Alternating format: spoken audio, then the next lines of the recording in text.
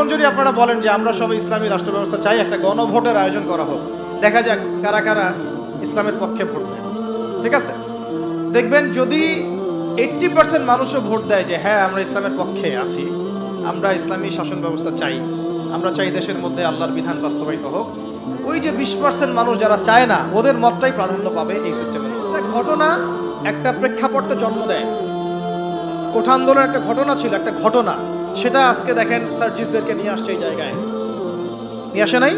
একটা ঘটনা একটা নেতৃত্বের জন্ম দেয়, একটা রেভলিউশনের জন্ম দেয়। শাপলা চত্বর ছিল একটা ঘটনা যেটা পারত বাংলাদেশে এই রাষ্ট্র ক্ষমতা ইসলামকে নিতে, কিন্তু কেন জানি আমরা পারি নাই। হয়তোবা আল্লাহ পাক আরো ভালো কোনো পদ্ধতি আমাদের জন্য রেখেছেন হয়তোবা। তবে কোনো কোনো ঘটনা আমাদের সামনে আল্লাহ পাক ঘটান যেগুলোর মধ্য দিয়ে একটা রেভলিউশন হয়ে যেতে পারে। যদি ভাইদেরকে নির্মমভাবে তারা এভাবে গুলি না করতো, তাহলে তারাও কিন্তু এভাবে সহিংস হতো না, আজকে এরাও কিন্তু দেশ থেকে পালাতো না। তাই না বিষয়টা? আমরা কি কেউ কল্পনাও করেছিলাম যে এভাবে 2 মাসের মধ্যে এমনটা হতে পারে? কখনো কল্পনা করা হয়নি। বরং মানুষ তো বলছিল যে এরা কখনো যাবে, এমন তো মনেই হচ্ছে না। 1 মাসের মধ্যে আল্লাহ পাক করে দেখালেন। তাই ইনশাআল্লাহ সামনেও যদি এমন কোনো ঘটনা ঘটে, যে ঘটনা ইসলামপন্থীদের একটা ঐক্যের জন্ম দেয়, একটা লিডারশিপ নিয়ে আসে, একটা জামায়া নিয়ে আসে, একটা ইমারা নিয়ে আসে, আমরা তখন আপনাদেরকে আওতায় আসছে। জমিন আল্লাহর, বিধান চলবে। এই জমিন কার? এই জমিন আল্লাহর। আমি আল্লাহর বান্দা, আমি আল্লাহর দিন পালন করি, আমি আল্লাহর রাসূল মুহাম্মদ সাল্লাল্লাহু আলাইহি ওয়াসাল্লামকে অনুসরণ করি। এই জমিনে মুসলিমদের মধ্যে শরিয়া চলবে, বিধান চলবে কার? আল্লাহর। সোজা কথা। আর যাদের এটাতে অ্যালার্জি হয় তারা কোথায়? জাহান্নামে গিয়ে মরে মরুক। এইটা নিয়ে আমাদের কোনো আফসোস নাই, আপত্তি নেই। বিপ্লব বা অভ্যুত্থান কখনো কনফ্লিক্ট ছাড়া হয় না। এর প্রমাণটা আমাদের ছাত্র ভাইরাই দেখাই দিয়েছে। একটা আদর্শকে যদি আপনি রাষ্ট্র পর্যায় পর্যন্ত নিতে চান, সবসময় শুধু দাওয়াতের মেহনত দিয়ে যথেষ্ট হবে না। অনেক সময় প্রতিবাদের ভাষারও প্রয়োজন আছে, এবং প্রতিবাদের ভাষায় কথা বললে যে কাজ হয়, এটা তো জুলাই মাসে এর প্রমাণ বহন করছে না?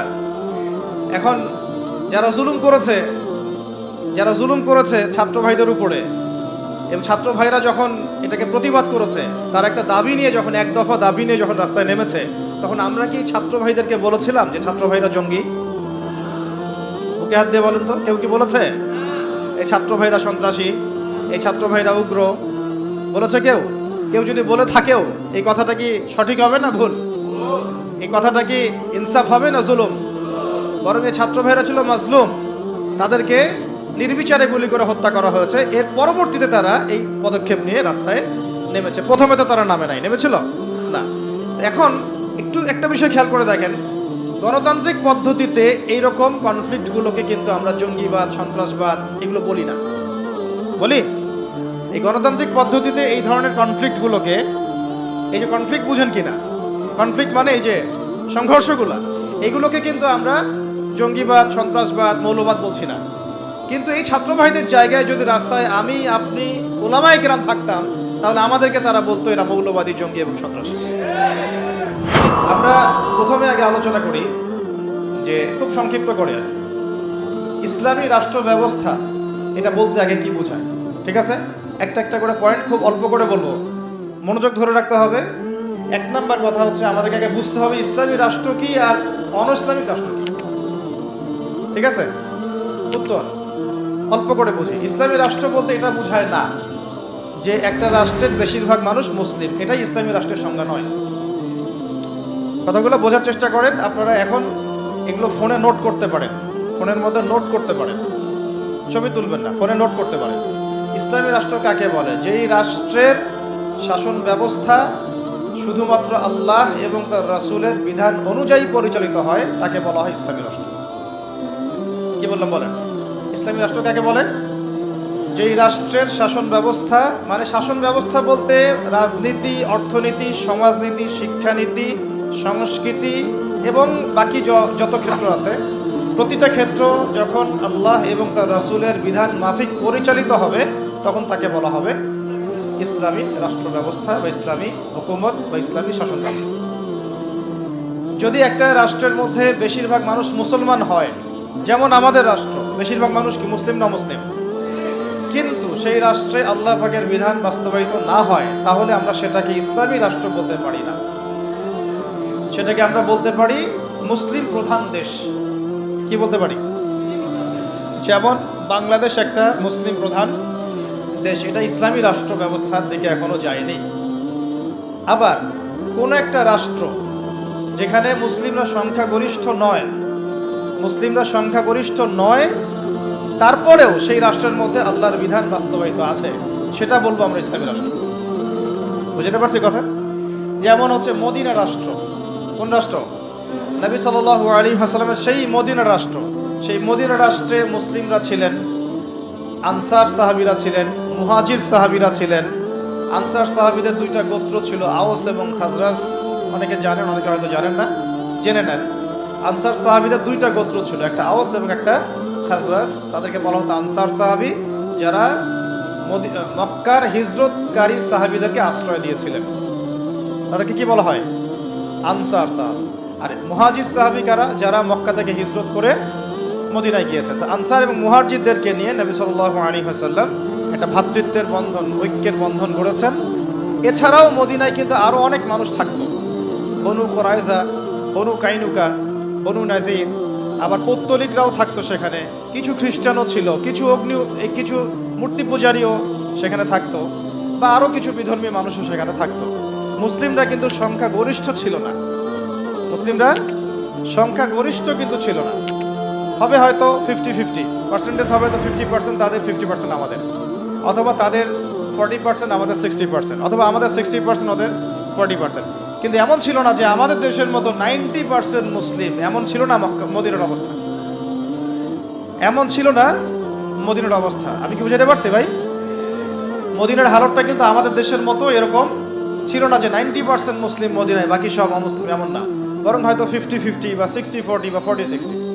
তারপরেও মদিনা রাষ্ট্রে যেহেতু আল্লাহ এবং তার রাসূলের বিধান দ্বারা সেই রাষ্ট্র পরিচালিত হয়েছে, এই জন্য আমরা মদিনা রাষ্ট্রকে বলি একটা প্রথম ইসলামিক রাষ্ট্র।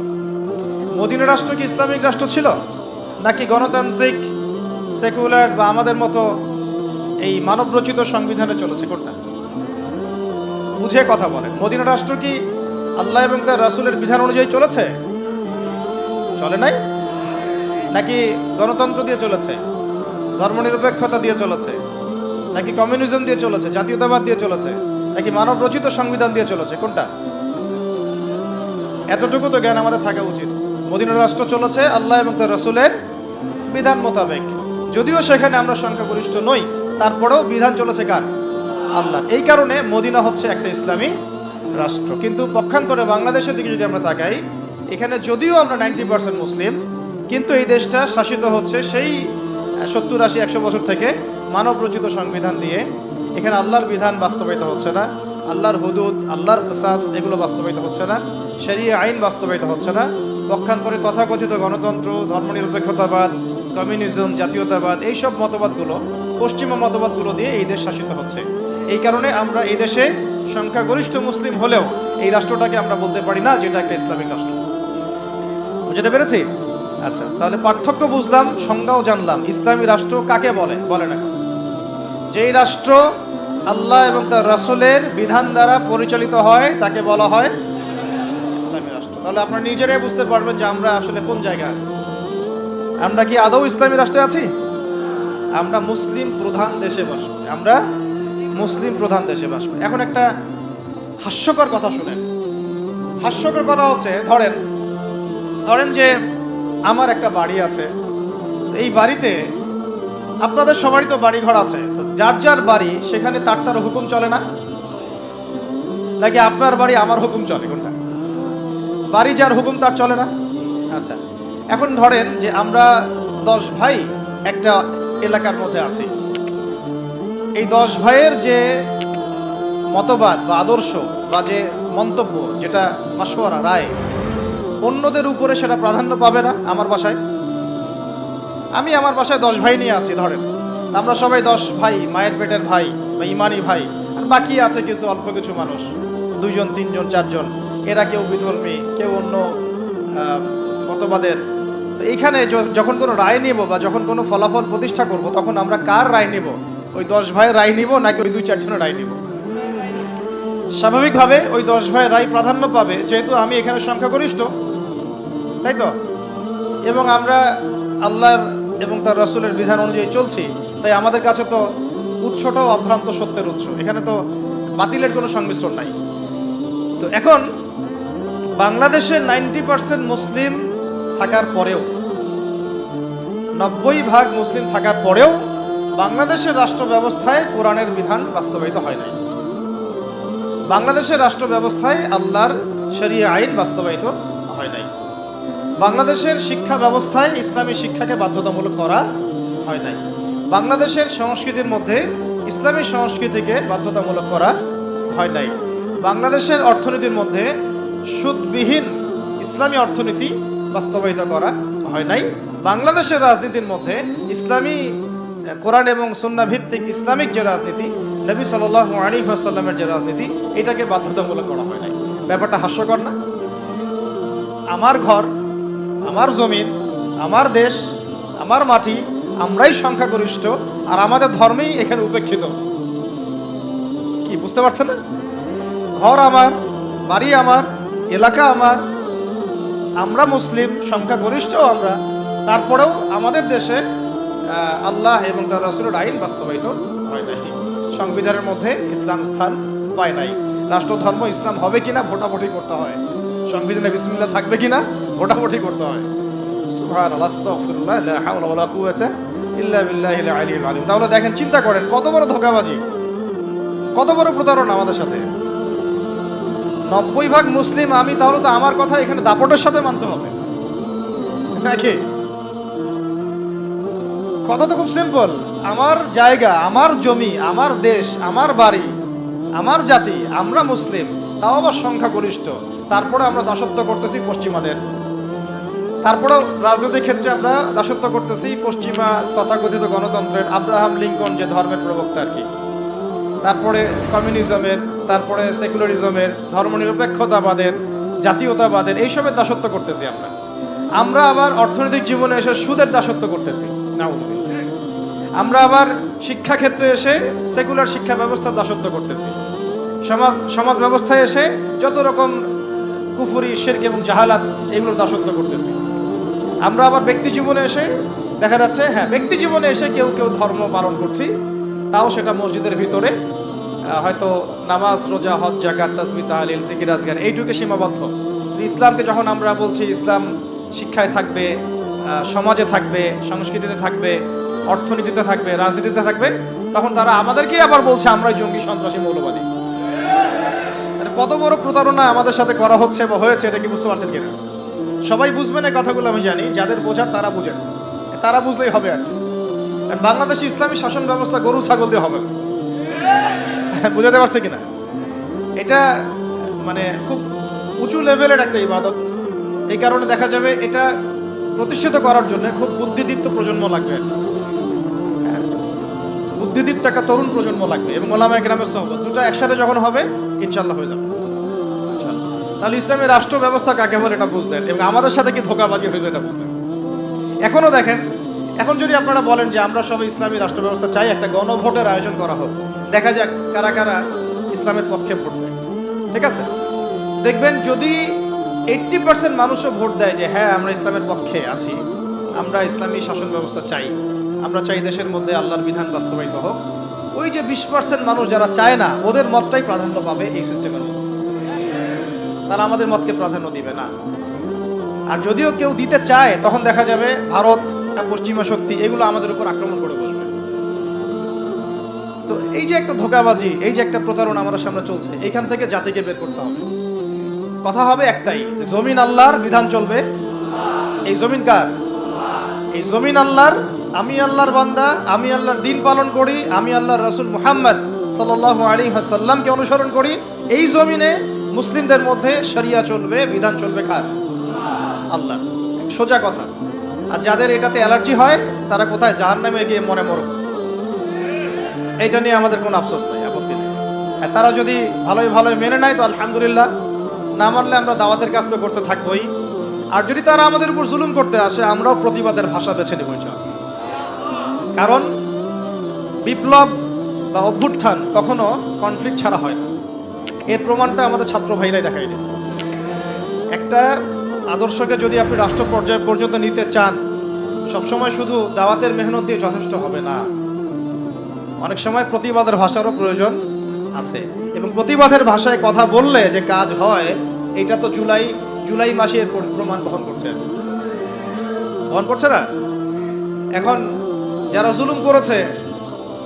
জুলুম করেছে ছাত্র ভাইদের উপরে, এবং ছাত্র ভাইরা যখন এটাকে প্রতিবাদ করেছে, তার একটা দাবি নিয়ে যখন এক দফা দাবি নিয়ে যখন রাস্তায় নেমেছে, তখন আমরা কি ছাত্র ভাইদেরকে বলেছিলাম যে ছাত্র ভাইরা জঙ্গি?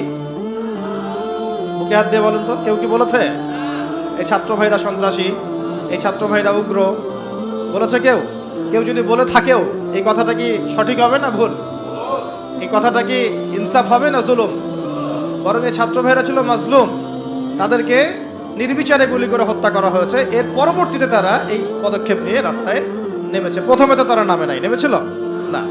এখন একটু একটা বিষয় খেয়াল করে দেখেন, গণতান্ত্রিক পদ্ধতিতে এইরকম কনফ্লিক্টগুলোকে কিন্তু আমরা জঙ্গিবাদ, সন্ত্রাসবাদ এগুলো বলি না। বলি? এই গণতান্ত্রিক পদ্ধতিতে এই ধরনের কনফ্লিক্টগুলোকে, এই যে কনফ্লিক্ট বুঝেন কিনা, কনফ্লিক্ট মানে এই যে সংঘর্ষগুলা, এগুলোকে কিন্তু আমরা জঙ্গিবাদ, সন্ত্রাসবাদ, মৌলবাদ বলছি না। কিন্তু এই ছাত্র ভাইদের জায়গায় যদি রাস্তায় আমি, আপনি, ওলামায়ে কেরাম থাকতাম, তাহলে আমাদেরকে তারা বলতো এরা মৌলবাদী, জঙ্গি এবং সন্ত্রাসী। ধোঁকাবাজি, বুঝতে পারছেন? ঠিক এই ঘটনাটাই ঘটেছিল শাপলা চত্বরে। এরকমই ঘটনা। ওই সময় তো ছাত্র ভাইরা আমাদের সাথে ভেবে ছিলেন না, ছিল শুধু ওলামায়ে কেরাম এবং তুল্লাব যারা, তারা ছিলেন। কথা হচ্ছে তখন কিন্তু আমাদেরকে জাতির সামনে এবং পুরো বিশ্ব মিডিয়া উপস্থাপন করা হলো যে এরা উগ্র, এরা জঙ্গিবাদী, এরা সন্ত্রাসী, তাই না? বহুজনের ঘাড়ে 10টা-20টা করে মামলা ঝুলা দেওয়া হলো, কত ভাইকে শাপলা চত্বরে নির্মমভাবে গুলি করে হত্যা করা হলো। তো এই যে বিষয়গুলো, ইসলামকে কিভাবে তারা সমাজ থেকে সংকীর্ণ করে, এটা আপনাদেরকে বুঝতে হবে। যখন ইসলামের প্রশ্ন আসে, তখন তারা আমাদের উপর এমন জুলুমের স্টিম রোলার চালায় যেটা আবু জেহেলও করে নাই। কিন্তু গণতান্ত্রিক পদ্ধতিতে যখন তারা কোনো কনফ্লিক্টে যায়, তখন তারা কিন্তু এটাকে জঙ্গিবাদ, সন্ত্রাসবাদ বলছে না, বরং আমরা বলছি ছাত্র ভাইরা সাহসিকতার পরিচয় দিয়েছেন এবং তারা ছিলেন এখানে সবচেয়ে হকপন্থী। তারা হকপন্থী ছিলেন না, বিপরীত পক্ষ হকপন্থী ছিল। এখন হকের তো বিজয় হলো, এটাও তো দেখলাম। আর বিজয়ের সময় কি তারা শুধু দাওয়াত দিয়েছে? যখন তাদেরকে মেরেছে, তারা কি বলেছে ভাই আর মারিয়েন না, আল্লাহর রাস্তায় আর মারিয়েন না? নাকি তারাও দুই একটা লাঠি সোটা নিয়ে প্রতিবাদ করেছে? কোনটা? এই প্রতিবাদটাই যদি আবু আদনান করতে যাইতো তাহলে সমস্যা ছিল। এই প্রতিবাদটাই যদি আমাদের ওলামায়ে কেরাম করতেন তাহলে সমস্যা ছিল। এই প্রতিবাদগুলো যদি আমরা বেশি না, ওই যে কুরবানির জবাই করা ছুরিগুলো নিয়ে বের হইতাম, তাহলে অবস্থা খারাপ ছিল। অস্ত্র শস্ত্র তো না, এগুলি কি অস্ত্র? তো সবার বাসায় আছে না কুরবানির গরু জবাই করা ছুরি? তারা বের হয়েছে কি নিয়ে? সাউন্ড গ্রেনেড নিয়ে, মেশিন গান নিয়ে, AK-47 নিয়ে শুয়ে শুয়ে গুলি করতেছে আর বলতেছে যে 5টারে মারলাম, 10টারে মারলাম। ভিডিওগুলো দেখেন নাই? এর বিপরীতে ছাত্র ভাইরা কি নিয়ে বেরোয়েছে? লাঠি সোটা, ইটপাট কেলেই তো। এই তো এমনকি ওই যে আপার অনুসারী যারা ছিল, তারা যে অস্ত্রশস্ত্রগুলো নিয়ে শোডাউন করেছিল আর কি, সেগুলো কি ছাত্র ভাইদের কাছে ছিল কি? ছিল না। এমনকি মেয়েদেরকেও মার খেতে হয়েছে, তাই না? কথা হচ্ছে এর যদি 10% ওলামায়ে কেরাম কেউ করতো, তাহলে সারা দুনিয়া জুড়ে একটা ইস্যু তৈরি করা হতো যে বাংলাদেশ একটা মৌলবাদী রাষ্ট্র হয়ে গেছে। আপনাদেরকে বিশ্বের সভ্যতার এই ষড়যন্ত্রগুলো বুঝতে হবে। এই সমস্যাটা শুধু আমাদের আঞ্চলিক সমস্যা না, এটা একটা বৈশ্বিক সমস্যা। যখনই মুসলিমদের উপর জুলুম হয়, মুসলিমরা যদি মার খায়, মার খাওয়া অবস্থাতেও তাদেরকে বলা হয় সন্ত্রাসী, জঙ্গি। আর যদি তারা প্রতিবাদের ভাষা বেছে নেয়, তাহলে তো সারা বিশ্ব মিডিয়া ফলাও করে প্রচার করে যে এই মুসলিমরা জঙ্গি, সন্ত্রাসী, এরা উগ্রবাদী, এরা রাষ্ট্রে অস্থিতিশীলতা সৃষ্টি করতে চায়, এদেরকে রাষ্ট্র থেকে হটাও, এদেরকে গুম করো, এদেরকে খুন করো, এদেরকে ক্রসফায়ারে দিয়ে দাও। এইভাবেই জুলুম করা হয়েছে আমাদের সাথে বিগত প্রায় 50 বছর থেকে। তাই নামকা ওয়াস্তে শুধু মুসলিম রাষ্ট্র না, আমরা চাই একটা পরিপূর্ণ ইসলামী রাষ্ট্র। যতদিন পর্যন্ত পরিপূর্ণ ইসলামী রাষ্ট্র এবং শাসন ব্যবস্থা কায়েম না হচ্ছে, ততক্ষণ উলামায়ে কেরামদের দুর্দশাও দূর হবে না, আমাদের দুর্দশাও দূর হবে না, ওয়াল্লাহি দূর হবে না। বরং ওরা মসজিদ, মাদ্রাসাগুলো পর্যন্ত নিয়ন্ত্রণ করতে থাকবে। নিয়ন্ত্রণ করে নাই তার আগে? এমনকি জুমার খুতবায় চিঠি পাঠায় দেওয়া হতো যে এই বিষয়ে আলোচনা করবেন, বাকি ডানে বামে যেন কথা না যায়। প্রত্যেকটা মসজিদে DGFI বসে থাকতো, NSI বসে থাকতো, ডিবির লোকজন বসে থাকতো। হয়তো এখনো থাকে, কিন্তু অত সাহসিকতার সাথে হয়তো বের হতে পারে না, কিন্তু আছে ঠিকই। কথা হচ্ছে যে তখন তো প্রত্যেকটা রেকর্ড চলে যেত জায়গা মতো, কোন জায়গায় কি আলোচনা হচ্ছে, কোন মাহফিলে কি আলোচনা হচ্ছে। এই জন্য আপনাদেরকে আমি বলতাম, এখনো বলি যে মোবাইল ফোনের এই যে মানুষকে প্রচার করার, জানান দেওয়ার যে একটা অপসংস্কৃতি, এখান থেকে বের হন, গোপনে করতে শিখেন। তারা গোপনে গোপনে এইভাবে দায়ীদের, আলেমদের নাম লিস্ট করে গোপনে গোপনে উঠাই ফেলতো। কাউকে গুম করার সময় তারা কি বলতো লাইভে এসে, অমুককে আজকে গুম করবো, বলতো কখনো? তাহলে আমরা তো দেখা যায় এমন একটা অবস্থা, কোথাও ওয়াজ করতে গেলে আজকে ওয়াজ করে আসলাম 1.5 ঘন্টা, আল্লাহ যেন কাজে বরকত দান করে, জানাইতেই হবে মানুষকে। আমার না জানানোর পর্যন্ত আমার ইবাদত মনে কবুল হচ্ছে না। এই যে একটা সাইকোলজিক্যাল ডিসঅর্ডার, আমি বলি এটা সাইকোলজিক্যাল ডিসঅর্ডার। মানে আমাদেরকে আরো অনেক স্মার্ট হতে হবে। এত সহজ না রাষ্ট্র পর্যায় পর্যন্ত ইসলামকে নিয়ে যাওয়া। আমাদের ভিতরে ভিতরে কাজ করতে হবে, গোপনে গোপনে কাজ করতে হবে। নবী সাল্লাল্লাহু আলাইহি ওয়াসাল্লাম প্রথম 3 বছর গোপনে দাওয়াত দিয়েছেন। কত বছর? 3 বছর টানা। কিছু কাজ গোপনে করতে হয়, কিছু কাজ গোপনে করতে হয়। তাহাজ্জুদের কিছু দোয়া গোপনে করতে হয়। এই গোপন দোয়াতে ওমর রাদিয়াল্লাহু আনহুর মতো মানুষ ইসলাম কবুল করে। ভালো করে বুঝবেন, সবকিছু প্রচার করতে হয় না। হ্যাঁ, প্রচার আমি করব, যেটা প্রচার করার প্রয়োজন, যেটা প্রচার করা দরকার, যেটা প্রচার করলে কাফেরের গায়ে জ্বালা ধরবে, সেগুলো আমরা প্রচার করব। কিন্তু সবকিছু সব জায়গায় প্রচার করতে হয় না, এটা আমাদেরকে বুঝতে হবে। এখন যারা বাংলাদেশকে শাসন করছে এখনো, তারা কি সব পলিসিগুলো সবার সামনে উন্মুক্ত করছে? করছে না। গোপনে গোপনে কি হচ্ছে আল্লাহই ভালো জানে। কি হচ্ছে আমরা তো আজ করতে পারি, আজ তো করতে পারছি। এরপরে যারা ওই যে ওত পেতে বসে আছে আর কি, সুযোগ পাইলেই ক্ষমতা দখল করবে, তারা কি করতেছে এটা কি আপনাদের সবাইকে বলতেছে? গোপনে গোপনে করছে, মাঠ রেডি করছে তারা। ঠিক এই কারণে আমরা যদি ইসলামী রাষ্ট্র ব্যবস্থায় যেতে চাই, তাহলে ওলামায়ে কেরাম এবং আপনাদেরকে, স্পেশালি ইয়াং জেনারেশন, তরুণদেরকে, তুল্লাবদেরকে কিছু কিছু বিষয়ে গোপন রাখার অভ্যাস তৈরি করতে হবে। আল্লাহ পাক করার তৌফিক দান। তো একটা তো সংজ্ঞা বুঝলাম যে ইসলামী রাষ্ট্র ব্যবস্থা কাকে বলে। এখন দ্বিতীয় পয়েন্টে আসেন, ইসলামী রাষ্ট্র ব্যবস্থা নতুন কোনো বিষয় নাকি প্রাচীন কোনো বিষয়, এটাতে আসি না। তারা আবার বলবে যে এটা নতুন কোন একটা মতবাদ নিয়ে আসতেছে এরা, বিশ্বের বুকে আমরা তো এগুলো দেখি নাই আগে। আমরা দেখে আসছি ওই সোভিয়েতের শাসন, দেখে আসছি ওই মাও সেতুংয়ের শাসন, দেখে আসছি লেনিনকে দেখেছি, স্টেলিনকে দেখেছি, ওই আব্রাহাম লিঙ্কনের শাসন দেখেছি, তাই না? পশ্চিমাদের উত্থান দেখেছি, ফরাসি বিপ্লব দেখেছি। এরা আবার কি বলে ইসলামী শাসন, ইসলামী খেলাফা, ইসলামী শরিয়া এটা প্রতিষ্ঠা করতে চায়। তো তারা তো আমাদেরকে মনে করবে আমরা জাদুঘরে রাখার প্রাণী, মঙ্গল গ্রহ থেকে মনে হয় আসছি, তাই না? এখন জবাবটা জেনে রাখেন।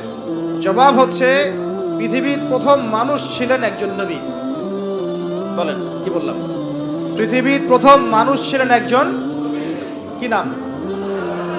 আদম আলাইহিস সালাম। তো আদম আলাইহিস সালামকে আল্লাহ পাক কি হিসেবে সৃষ্টি করেছেন? জবাব, খলিফা হিসেবে।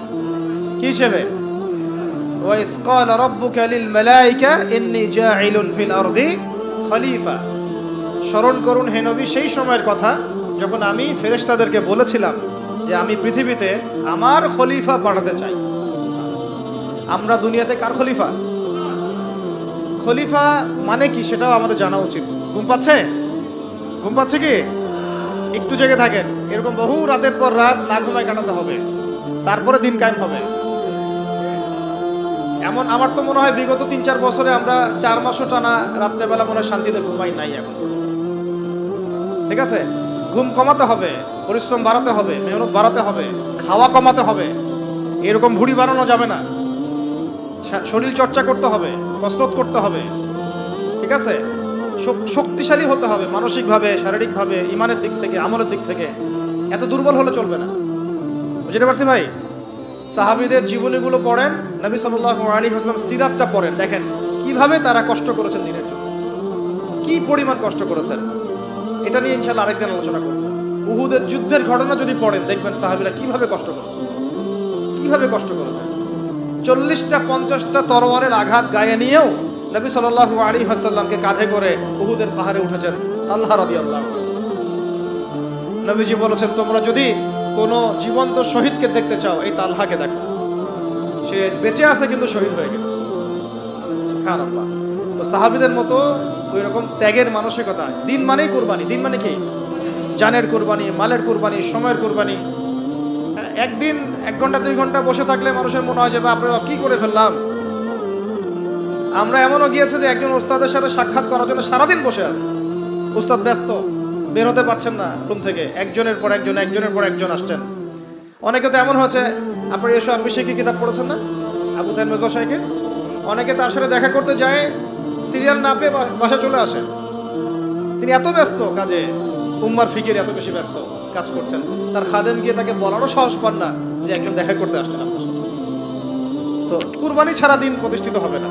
যাই হোক, যুবক ভাইদেরকে বলছি স্পেশালি শক্তিশালী হতে হবে, সব দিক থেকে শক্তিশালী হতে হবে। আল্লাহ পাক তৌফিক দান করে দেন।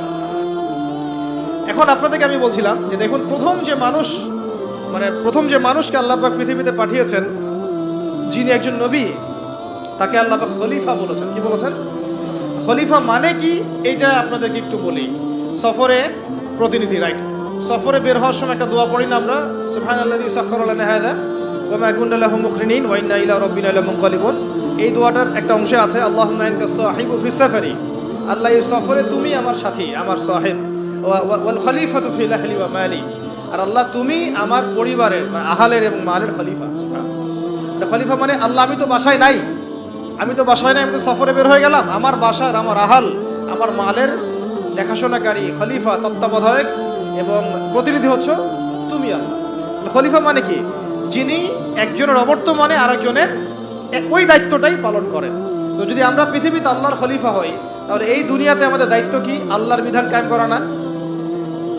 যদি আমরা আল্লাহর জমিনে আল্লাহর বিধান না কায়েম করি, তাহলে কি আমরা আল্লাহর খলিফা হব না শয়তানের খলিফা হব? বুঝে কথা বলেন। আল্লাহর জমিনে আমরা এসেছি আল্লাহর খলিফা হয়ে, এই পৃথিবীতে আমরা ছিলাম না, ছিলাম জান্নাতে। কোথায়? সেখান থেকে আমাদের বাবা আদম আলাইহিস সালাম, আমাদের মা হাওয়া আলাইহিস সালামকে পাঠিয়ে দেওয়া হলো। কি কারণে পাঠানো হয়েছে এটা তো অন্য আলোচনা, আপনারা তো জানেনই।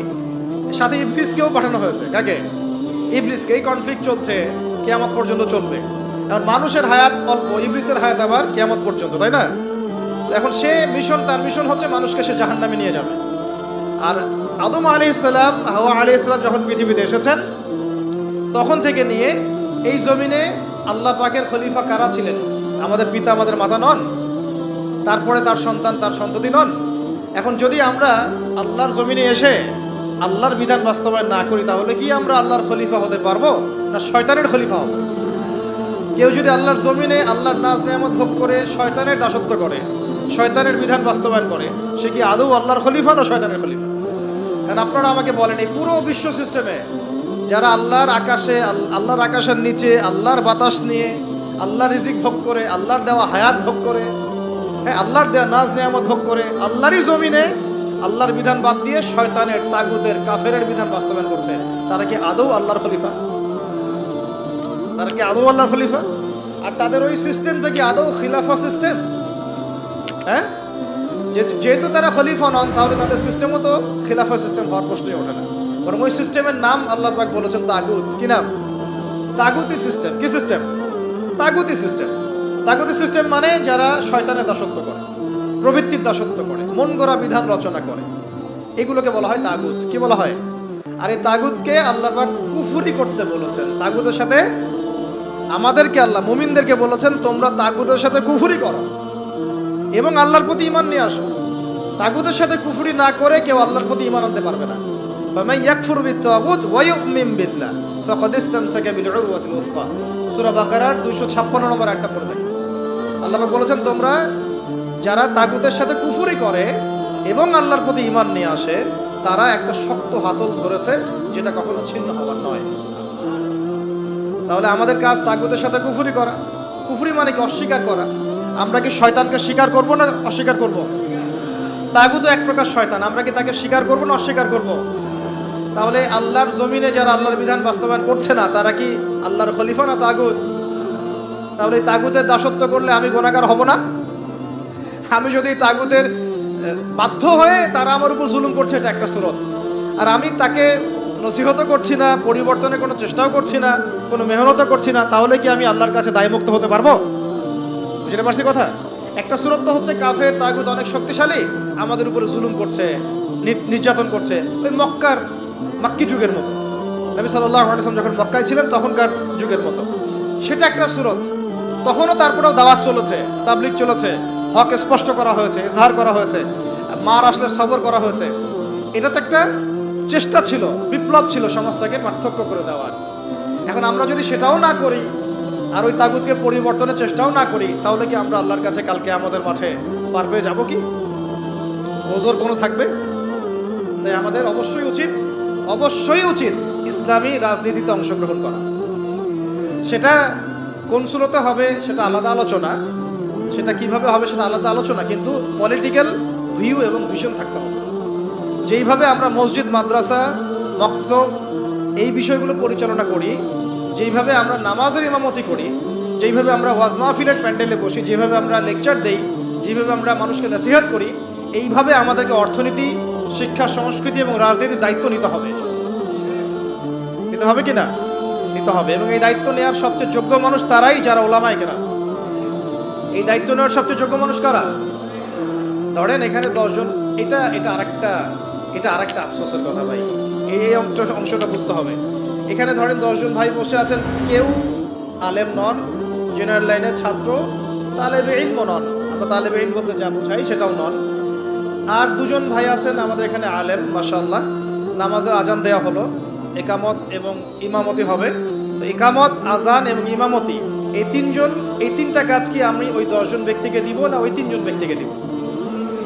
3 জনের একজন হয়তো আজান দিবেন, একজন হয়তো একামত দিবেন, বা যিনি আজান দিবেন তিনি একামত দিবেন, আর একজন ইমামতি করবেন, তাই না? তাহলে আমি মসজিদের মধ্যে ইমামতির দায়িত্ব কেন জেনারেল ভাইকে দিলাম না, কেন ওই ভাইকে দিলাম না? কারণ আমি জানি তার তেলাওয়াতে ভুল হতে পারে, তার কেরাতে ভুল হতে পারে, কেরাতে এমন ভুল হতে পারে যে অর্থ পার্থক্য হয়ে যাচ্ছে, অর্থ বিকৃত হয়ে যাচ্ছে, হতে পারে। তো স্বাভাবিক, এটাই হবে হয়তো বা, ইল্লা মাশাআল্লাহ। এটা চিন্তা করে নামাজ বাঁচানোর স্বার্থে, ওই ওয়াক্তের নামাজ বাঁচানোর স্বার্থে, মুসল্লিদের নামাজ যেন নষ্ট না হয় এই স্বার্থে, এবং শরীয়ী হক আদায় করে আমি একজন আলেমকে সামনে এগিয়ে দিলাম, তাই তো? কিন্তু এই কাজটা আমি শিক্ষানীতির মধ্যে করছি না, এই কাজটা আমি ইসলামী অর্থনৈতিক ব্যবস্থা বা রাষ্ট্রীয় অর্থনৈতিক ব্যবস্থার মধ্যে করছি না, এই কাজটা আমি সমাজনীতির মধ্যে আনতে পারছি না, এই কাজটা আমি রাষ্ট্র ব্যবস্থা আনতে পারছি না। যেই কিছু অযোগ্য মানুষকে আমি ইমামতির দায়িত্ব দিলাম না, তাদের চাইতেও 1000 গুণ অযোগ্য মানুষকে আমি রাষ্ট্রের দায়িত্ব দিয়ে বসে আছি। এটা আফসোস না? এটা আফসোসের বিষয় না? মনে করেন আমি এখানে বসে আছি এবং আমাদের উস্তাদরা এখানে বসে আছেন, আমি তো নিজেই কখনো ইমামতি করতে যাব না। কেন যাব না? এখানে আরো যোগ্য মানুষ আছে, তাই তো? তাহলে আমাদের মধ্যেই যদি এভাবে আমরা এড়িয়ে যাই, আমরা যোগ্য মানুষের সামনে ঠেলে দেই, কিন্তু রাষ্ট্র চালানো একটা বিশাল কাজ, যার মধ্য দিয়ে 16 কোটি মানুষের ভাগ্য নির্ধারিত হচ্ছে। মানে ভাগ্য বলতে বোঝাচ্ছি ভালো মন্দ, জুলুম, ইনসাফ, এই বিষয়গুলো নির্ধারিত হচ্ছে না রাষ্ট্র ব্যবস্থার মধ্য দিয়ে। তো এই দায়িত্বটা আমি আবার কিছু অযোগ্য মানুষের হাতে দিয়ে নিশ্চিন্তে বাসায় গিয়ে ঘুমাচ্ছি। এটা তো আমাদের একটা অদূরদর্শিতা না? এই জন্য আমাদের সবাইকে একটা পলিটিক্যাল ভিশন এখন রাখতে হবে। আগে যা হয়েছে, যখন যেটা বুঝি নাই, এখন মসজিদ, মাদ্রাসা, মক্তব যেভাবে আমরা চালাই সাফল্যের সাথে, সেইভাবে আমরা সমাজ চালাবো ইনশাআল্লাহ, সেইভাবে আমরা ইনশাআল্লাহ অর্থনীতিও চালাবো ইনশাআল্লাহ, আজ হোক আর কাল হোক রাষ্ট্র চালাবো ইনশাআল্লাহ। এবং আমরা আমাদের তরুণ ভাইদেরকে সাথে নিব, প্রতিভাবান ভাইদেরকে সাথে নিব, তুল্লাবদেরকে সাথে নিব, যারা সাহসী তাদেরকে সাথে নিব। আমাদের মধ্যে যারা অমুসলিম কিন্তু আবু তালেবের মতো আমাদের কাছে ওই ভূমিকা রাখবে, প্রয়োজনে সেই মানুষদেরকে আমরা স্পেস দিব ইনশাআল্লাহ। আবু তালেব আমাদেরকে সাহায্য করেন নাই মক্কায়? করেছেন কিনা? তো যদি অমুসলিমও হয় কিন্তু আবু তালেবের মতো হয়, কোনো সমস্যা নেই। কিন্তু অমুসলিম হয়ে যদি আবু জেহেলের মতো হয়, সমস্যা আছে। কথা বুঝতে পারছি? তাহলে ইসলামী রাষ্ট্র ব্যবস্থা নতুন কোনো কনসেপ্ট নয়, বরং এটা একটা প্রাচীন কনসেপ্ট। সভ্যতা শুরুই হয়েছে একজন খলিফা দ্বারা, সুবহানাল্লাহ। আর এই মানব সভ্যতার শেষও হবে একজন ইমামুন আদিল খলিফার হাতে। তাহলে সভ্যতা শুরু হলো ইসলাম দিয়ে, সভ্যতা শুরু হলো খিলাফা দিয়ে, সভ্যতা শুরু হলো শরিয়া আইন দিয়ে, আর শেষও হচ্ছে একজন ইমামের হাতে, একজন নবীর হাতে এবং ইসলামী খেলাফতের হাতে, তাই না? আপনারা তো জানেনই, এটা তো আমি নতুন করে আর বলার দরকার নাই যে বিশ্ব ব্যবস্থার গন্তব্য হচ্ছে ইসলামী খেলাফত। এই বিশ্বের গন্তব্য কি? আস্তে আস্তে আবারও ইসলামী খেলাফার দিকে আসবে, নবুয়তের আদলে খেলাফা আসবে, আবার নবুয়তের আদলে খেলাফা আসবে ইনশাআল্লাহ। এখন আমরা জানলাম যে খেলাফা দিয়েই শুরু হয়েছে, খেলাফা দিয়েই শেষ হবে। তাহলে ভাই আমরা মাঝখানে কি করতেছি? আমরা মাঝখানে আসলে কি করতেছিলাম? আমাদের এই পলিটিশিয়ানদেরকে কে বুঝাবে? বল, কার এই ক্ষমতা আছে তাদেরকে বুঝায়? কিছু বিষয় আছে, কিছু মানুষ বুঝতে চায়, কিছু মানুষ বুঝতে চায়, কিছু মানুষ তো বোঝার কোশিশও করে না। কিছু আছে অবুঝ, যাদেরকে বোঝানো যায়, আর কিছু না বুঝ, যতই বুঝান বুঝবে না। এটা কি বলা হয়? এটাকে বলা হয় না বুঝ, কখনোই বুঝবে না। সুম্মুন বুকমুন উমিয়ুন ফাহুম লা ইয়ারজিউন, এরকম আর কি। এর কথা হচ্ছে দাওয়াত তো দিতে হবে আমাদেরকে, বুঝুক আর না বুঝুক আমরা কি করব? দাওয়াত দিব। নবী সাল্লাল্লাহু আলাইহি ওয়াসাল্লাম আবু জেহেল আবু লাহাবদেরকে দাওয়াত দিয়েছেন না? উতবা শাইবাদেরকে দাওয়াত দিয়েছেন না? তারা কেউ মেনেছে, কেউ মানে নাই। ওমর রাদিয়াল্লাহু আনহু দাওয়াত কবুল করেছেন, হামজা রাদিয়াল্লাহু আনহু দাওয়াত কবুল করেছেন, খালিদ বিন ওয়ালিদ দাওয়াত কবুল করেছেন। কিন্তু দেখা গেছে আবু জেহেল, আবু লাহাব, উতবা শাইবা, আশনাক বিন শারিকেরা দাওয়াত কবুল করে নাই। কিন্তু আমাদের দাওয়াতটা সব মহলেই প্রচার করতে হবে। আল্লাহ পাক আমাদেরকে বোঝার তৌফিক দান করেন। শুধু পলিটিশিয়ান না, বরং প্রশাসনে যারা আছি আমরা, প্রশাসনে যারা আছেন, গোয়েন্দা সংস্থা যারা আছে, যারা আপনার বুদ্ধিজীবী বলে দাবি করেন নিজেদেরকে, যারা শিক্ষক আছেন, যারা গার্মেন্টস সেক্টরে আছেন, ছাত্র ভাইরা, আওয়ামরা, নারীরা, সবার মধ্যেই দাওয়াতটা দিতে হবে। শুধুমাত্র আমাদের দাড়ি টুপিওয়ালা মানুষদের মধ্যেই দাওয়াতটাকে সীমাবদ্ধ রাখলে কিন্তু চলবে না। তারাও সমাজের একটা বড় অংশ, তাদেরকে বাদ দিয়ে কিন্তু আমরা কাজ করতে পারছি না। আল্লাহ পাক আমাদের সব মহলে দাওয়াতের কাজ করার তৌফিক দান করেন। ধরেন আমাদের সামরিক কোনো প্রশিক্ষণ নাই, আছে? নাই। কিন্তু আমাদের আর্মি অফিসার ভাইদেরকে যদি আমরা দাওয়াত দিয়ে তাওহীদ বোঝাতে পারি, রিসালাত বোঝাতে পারি, আখিরাত জানাতে পারি, আল্লাহ পাকের শরিয়া আইন, ইসলামী রাষ্ট্রের গুরুত্ব, এই তাগুত, এই কুফর, শিরক, নিফাক, এগুলো স্পষ্ট করতে পারি, জিহাদ তো তারাই করবেন ইনশাআল্লাহ, তাই না? প্রশিক্ষণ তাদের আছে, তাদের যোগ্যতা আছে, তাদের সেই ম্যাচুরিটি আছে, তাদের বিচক্ষণতা আছে, দেখবেন তারাই আমাদের চেয়ে ভালো যুদ্ধ করতে পারবে। তাহলে যদি আমরা আজ হোক আর কাল হোক, আল্লাহ জানেন ভালো, আমরা জানি না, যদি কোনো কুফার শক্তির সাথে আমাদের কখনো কনফ্লিক্ট হয়, তাহলে সামনে কারা থাকবে? তাদেরকেই তো রাখতে হবে। এই জন্য দাওয়াত তাদেরকেও দিতে হবে অবশ্যই। এই দাওয়াতটা আমাদের একটু ঘাটতি হয়ে গেছে বলে আমি মনে করি। অনেক ওলামায়ে কেরামও একমত হন যে আসলে সব মহলে দাওয়াতটা এভাবে প্রচার হচ্ছে না। আমরা চিন্তাটা তো এমন থাকা উচিত যে গুম হয়ে গেলেও আমি ওই সেলে বসেও দাওয়াতে কাজ করব, জেলখানায় চলে গেলে ওখানেও আমি দাওয়াতে কাজ করব। এটাও সুন্নাত, এটাও তো সুন্নাত। মানে এভাবে দাওয়াতে কাজ করলে অনেক ফলাফল হয়, ফলাফল আসে। এখন বাংলাদেশে বহু আর্মি অফিসার, মেজর, কর্নেল, র্যাবের অফিসার তওবা করে ফিরে আসতেছে, পুলিশের অফিসার তওবা করে ফিরে আসতেছে, বিজিবির ভাইরা দেখবেন অনেকে মাশাআল্লাহ কঠিন প্র্যাকটিসিং মুসলিম আছে। এই সমস্ত ভাইদের কাছে আমাদেরকে দাওয়াত দিতে হবে। কিসের দাওয়াত দিব? যে ভাই আমরা মুসলিম, দুনিয়াতে একবারই আসছি, আর দ্বিতীয়বার আসতে পারবো না। যতদিন বাঁচতেছি আল্লাহর বিধান মেনে বাঁচবো, আল্লাহর বিধান দ্বারা সমাজ এবং রাষ্ট্র করার চেষ্টা করবো। এবং এটার পথ পদ্ধতি আমাদের সামনে স্পষ্ট আছে। আমাদের কাছে পশ্চিমা মতবাদ থেকে পথ পদ্ধতি নেওয়া লাগবে না।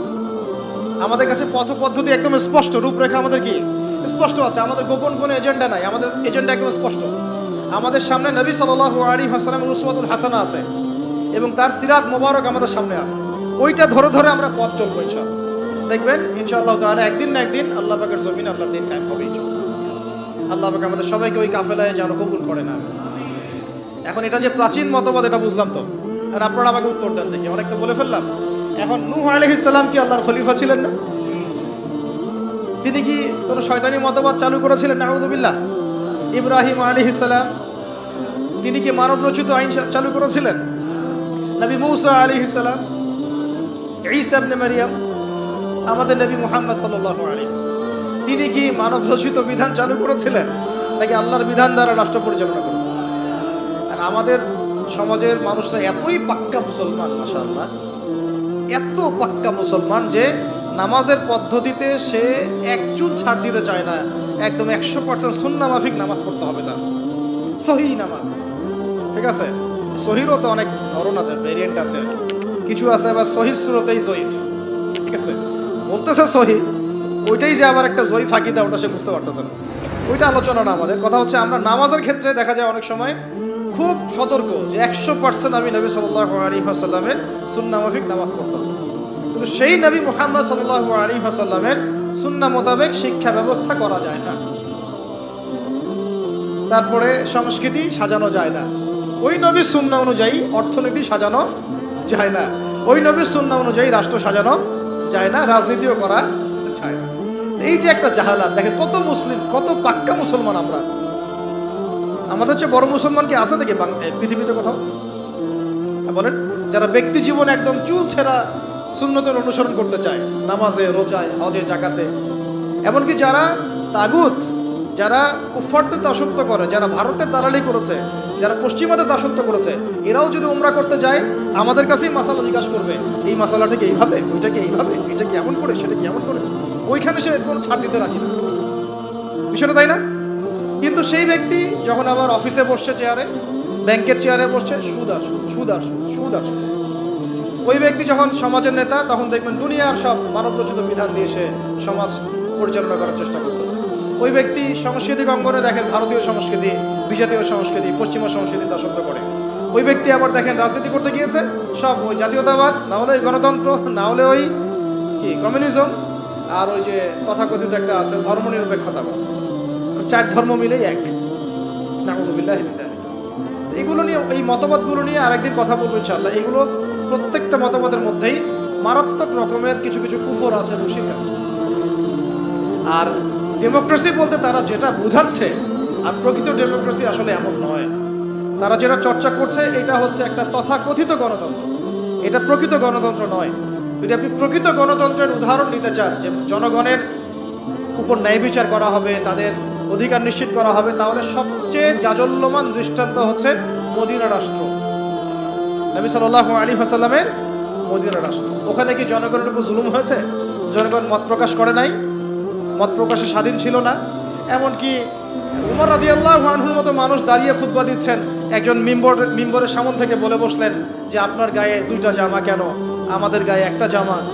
আপনি আগে অ্যান্সার দেন, জবাব দেন যে আপনার গায়ে দুইটা জামা কিভাবে আসলো, তারপরে খুতবা শুরু করেন, তারপরে খুতবা শুরু। এইরকম কি আমাদের রাষ্ট্রের মধ্যে সম্ভব? গণতন্ত্র যদি বলতে চান তাহলে ওমর রাদিয়াল্লাহু আনহুর এই স্টেটমেন্ট শুনেন। তিনি বলেছিলেন যে ইরাকের ফোরাত নদীর তীরেও যদি কোনো ছাগলের বাচ্চা যদি না খেয়ে মারা যায়, আমি ওমর ভয় করি যে আল্লাহ পাক কিয়ামতের দিন আমাকে জবাবদিহি করবেন। তাহলে কোনটাকে আপনি গণতন্ত্র বলছেন, কোনটাকে ইনসাফ বলছেন? পৃথিবীর কোনো অমুসলিম পর্যন্ত অস্বীকার করতে পারবে না উমর রাদিয়াল্লাহু আনহুর 10 বছরের খেলাফত ছিল বিশ্বের শ্রেষ্ঠ শাসন ব্যবস্থার একটা। কেউ অস্বীকার করতে পারবে? তারপরেও সেটা আমরা মানছি, খাতা কলমে লিখছি, পরীক্ষা পাশের জন্য লিখছি, বাস্তবে কোনো ইমপ্লিমেন্ট নাই। আমাদের সাথে আল্লাহ আছেন, আমাদের সাথে রাসূলের সুন্নাহ আছে, আর আমরা তো জীবন দেওয়ার জন্যই জন্ম নিয়েছি। আমরা তো একটা শাহাদাতের জন্য সারা দিন রাত দোয়া করতে থাকি আল্লাহর কাছে। তাহলে কাকে ভয় পাচ্ছি আমরা? আর যাদের সাথে আল্লাহ থাকে তাদেরকে কোনো শক্তি কি পরাজিত করতে পারে? ওই রোমানদেরকে মুসলিমরা রাসূল সাল্লাল্লাহু আলাইহি ওয়াসাল্লামের যুগের পরে পরাজিত করে নাই? মুতার যুদ্ধে, ইয়ারমুকের যুদ্ধে ওই পারস্যের সম্প্রদায়কে খালিদ বিন ওয়ালিদ রাদিয়াল্লাহু আনহু, সাদ ইবনে আবি ওয়াক্কাস তারা পরাজিত করেন নাই? তাহলে কাদেরকে ভয় করি আমরা? এই মুশরিকদের কথা বলছেন? ওই দালালরা ছাড়া, তাদের অভ্যন্তরীণ দালালরা ছাড়া তারা আমাদের কিছুই করতে পারবে না। অভ্যন্তরীণ দালালরা ছাড়া তারা আমাদের কিছুই করতে পারবে না। আমাদের দুশ্চিন্তার জায়গা কাফেরদের না, আমাদের দুশ্চিন্তার জায়গা হচ্ছে মুনাফিকরা। আমাদের দুশ্চিন্তার জায়গা কুফাররা নয়, বরং আমাদের দুশ্চিন্তার জায়গা কোনটা? মুনাফিকরা। এই মুনাফিক মুক্ত, দালাল মুক্ত সমাজটা করেন, দেখবেন যে ইসলামী শরিয়া অর্ধেক কায়েম হয়ে গেছে।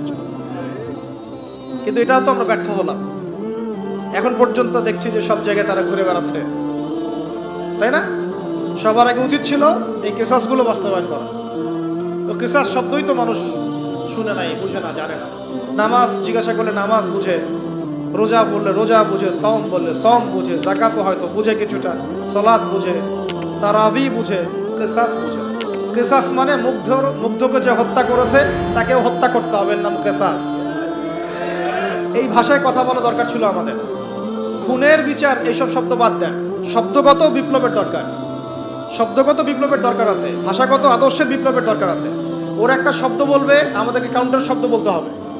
ওরা যদি বলে আমরা ধর্মান্ধ, আমাদেরকে বলতে হবে এরা হচ্ছে সেকুলার অন্ধ, এরা নাস্তিক অন্ধ, এরা বামান্ধ। ওরা যদি আমাদেরকে মৌলবাদী বলে, আমরা ওদেরকে কাউন্টার শব্দ প্রয়োগ করব। ওরা আমাদেরকে বলে কি বলে, আর কি কি শব্দ বলে বলেন? হ্যাঁ, জঙ্গি টঙ্গি বলে, আমরা বলবো এরা দালাল। এরা কি? এরা দালাল। ওরা যদি কাউকে জঙ্গি বলে, আমরা বলবো সে মুজাহিদ। সে কি? মুজাহিদ। ওরা যদি বলে ইসলামী আইন সেগুলো শেখেলে, আমরা বলবো ইসলাম চির আধুনিক, ইসলাম চির আধুনিক। ওরা বলেছে আমাদেরকে যে হত্যার বিচার। তো হত্যার বিচার শব্দ তো অতটা মনের মধ্যে আঘাত করে না, কিসাস শব্দ আঘাত করে। কিসাস আল্লাহর দেওয়া শব্দ। চোখের বদলে চোখ, দাঁতের বদলে দাঁত, জানের বদলে জান। এটা কি বাস্তবায়িত হয়েছে? আপনারাই বলেন তো, এই জুলাই বিপ্লবের পরেও কি হয়েছে? অথচ আমরা গতকালকে নিউজে দেখলাম, কয়দিন আগে একটা ঘটনা ঘটেছে দেখলেন না? বাশার আল আসাদ পতন ঘটিয়ে মুজাহিদ ভাইরা সেখানে গিয়েছে এবং সেটা আলহামদুলিল্লাহ সেটাকে আবার পুনরুদ্ধার করতে সক্ষম হয়েছে। এই 24 দিনের মধ্যে তারা ওদের 36টা বড় বড় যারা জালেম ছিল ওদের বিচার করা শেষ হলো। আর আমার দেশে কত বছর লাগতে পারে এগুলো করতে? এই যে জিনিসগুলো কেন হচ্ছে না, কেন হবে না? কারণ আমরা ইসলামী শরিয়া বা ইসলামী আইনটাকে বাস্তবায়ন করতে পারি না। ইসলামী শরিয়া আইন থাকলে এটা ইনস্ট্যান্ট ব্যাপার ছিল, instant then and then cases. খুন করেছো ধরে নিয়ে আসা হবে, তার পরিবারকে আনা হবে, আর হত্যাকারীকে আনা হবে, পরিবারকে জিজ্ঞাসা করা হবে তোমার ওই সন্তানকে অমুক হত্যা করেছে, সাক্ষী আছে, প্রমাণ আছে, সব আমাদের কাছে দলিল প্রমাণ মওজুদ। তুমি কি তাকে মাফ করতে চাও? তুমি কি তাকে মাফ করে মুক্তিপণ নিতে চাও, না তার কেসাস চাও? দুটো অপশন দেওয়া হবে।